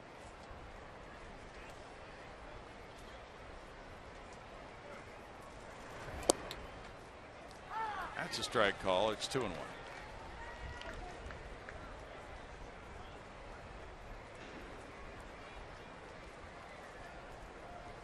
Brandon Morrow and Toronto won at Minnesota today. 11-3. 3 balls and a strike. Things will start to get really busy in the scouting department in anticipation of the June draft coming up in a couple of weeks. Yeah. It's time to start to get those draft boards put together and start to make some decisions. Calling those scouts from around the country, all the cross-checkers, and everybody's down. Bobby Heck and all his guys out checking on all these talented young players. Now this month of June gets really busy. 3 balls, 2 strikes in a couple of weeks. How about that for an outfit? Maybe needs to take the lid off the bottle, though. Come on, baby. Probably cutting some teeth. There's a walk to Pridey. Now that other guy had the baby. Might want to think about a cap next time out. Train these kids early anyway. Yeah. Willie Harris will be the pinch hitter for Isringhausen. Isringhausen in 1 inning allowed 1 hit, no runs, with no walks, 1 strikeout. Tim Burdack in no innings allowed 1 hit, 1 run, 1 walk, no strikeouts. Let's see how Terry Collins chooses to play it here. He could play for 1 run. Yeah, I would play for 1 run.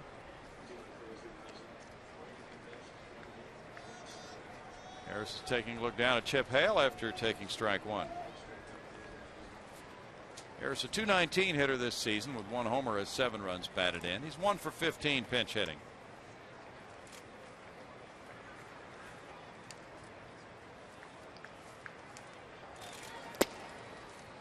Looks at that one and he's behind in the count.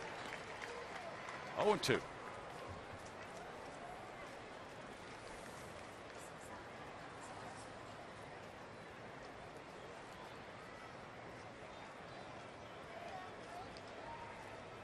Interesting, they were sacrificing with their 7-hole hitter in the 5th inning and down a couple of runs. And now in the 9th with the leadoff man reaching and a guy who's 1 out of 15 as a pinch hitter, not a power hitter, not bunting. You would think the situation would call for a bunt here. Yeah. Bouncer back to Valdez. If you bunt, you don't hit in your double play. Well, you led right into that. 1-6-3. Oh well. But we've gotten to the point where we're so concerned with getting our closer a save that the thinking is we don't want to score another run because we don't want to cost our closer a save opportunity. Heaven forbid, if I ever hear that to be the case, I'm leaving the game forever. Yeah.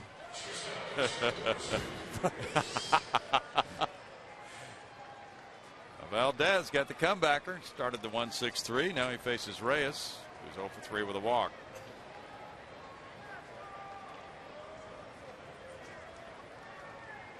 Mets have 7 runs on 5 hits. Astros 4 runs on 10 hits, 2 errors. Strike to Reyes. Ian Kennedy in Arizona playing at Los Angeles against Ted Lilly. 4-1 Arizona after 3. Interesting to see what happens with that Dodger situation. Yeah, a lot of talk about them perhaps not being able to make payroll at the end of the month, and they'd have to go to MLB to get the money. Apparently, there was a report that there was a meeting between Frank McCourt, the Dodger owner, and Bud Selig.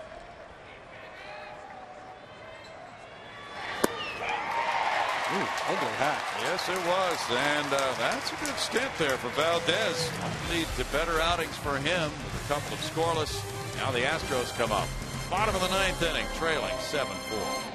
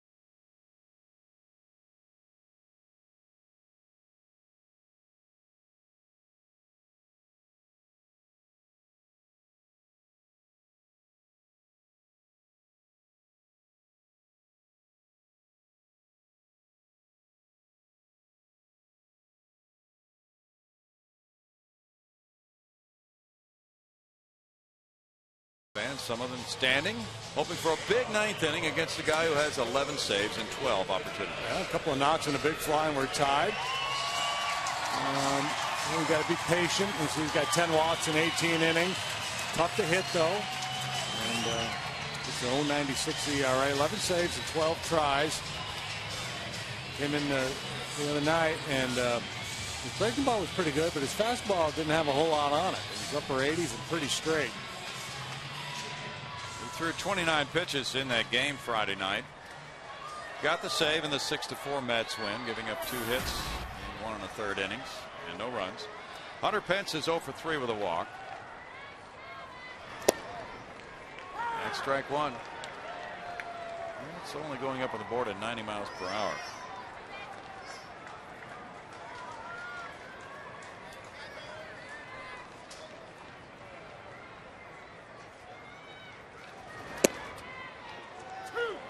It's 0-2. Rodriguez has converted 11 straight saves after the first one being a blown save this year. He threw a lot of breaking balls in the game the other night. I'm sure that's what Hunter was thinking. He's going to start me with a breaking ball, and he's gone fastball to get the jump on him. Missed with that one, and it's a 1-ball, 2-strike count.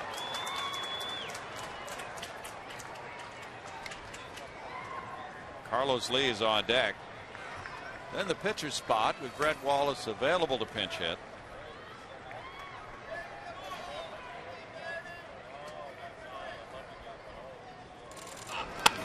One ball to third.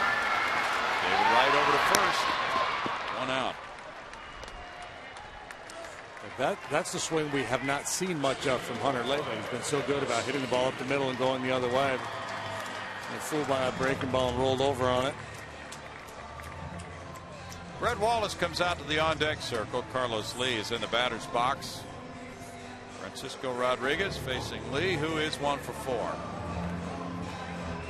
K-Rod came up with the Angels.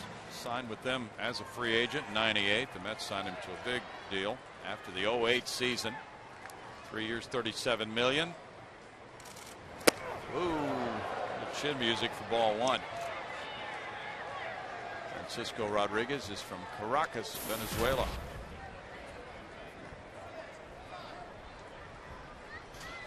Carlos Lee had to move away from that one. K-Rod has 13 brothers and sisters. He was raised by his grandparents.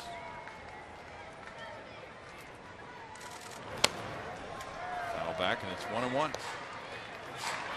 He came up with the Angels in '02 and was a postseason star that year. He won 2 games in the Division Series, won 2 games in the League Championship Series, and another in the World Series. So 5 wins, tied a Major League record for postseason wins at age 20.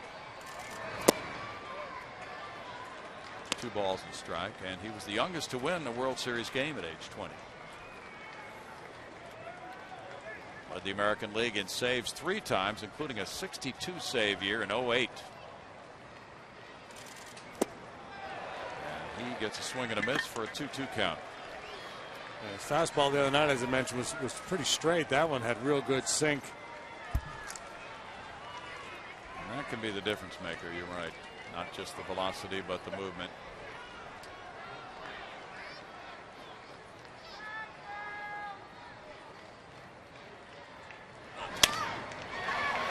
David Wright takes care of the second out here in the ninth.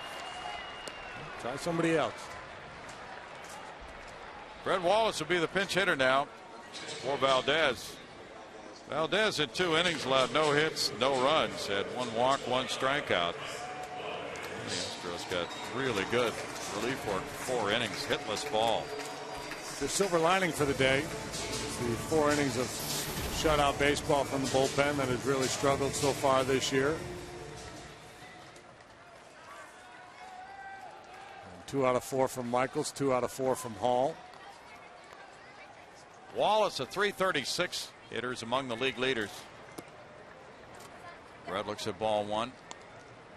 2 homers, 12 runs batted in. He's had 125 at bats, none as a pinch hitter so far. Moving into everyday playing status. And this one to left field. Bay over and on the run. He has it. And the Mets have come from behind to capture this game and win the series 2-1. They go 4-2 on a 6-game road trip, while the Astros go 2-4 on a 6-game homestand. Terry Collins comes back to Houston for the first time in 15 years, and the results are good for the Mets. They've won 7 of their last 10. Final score: New York 7, Houston 4.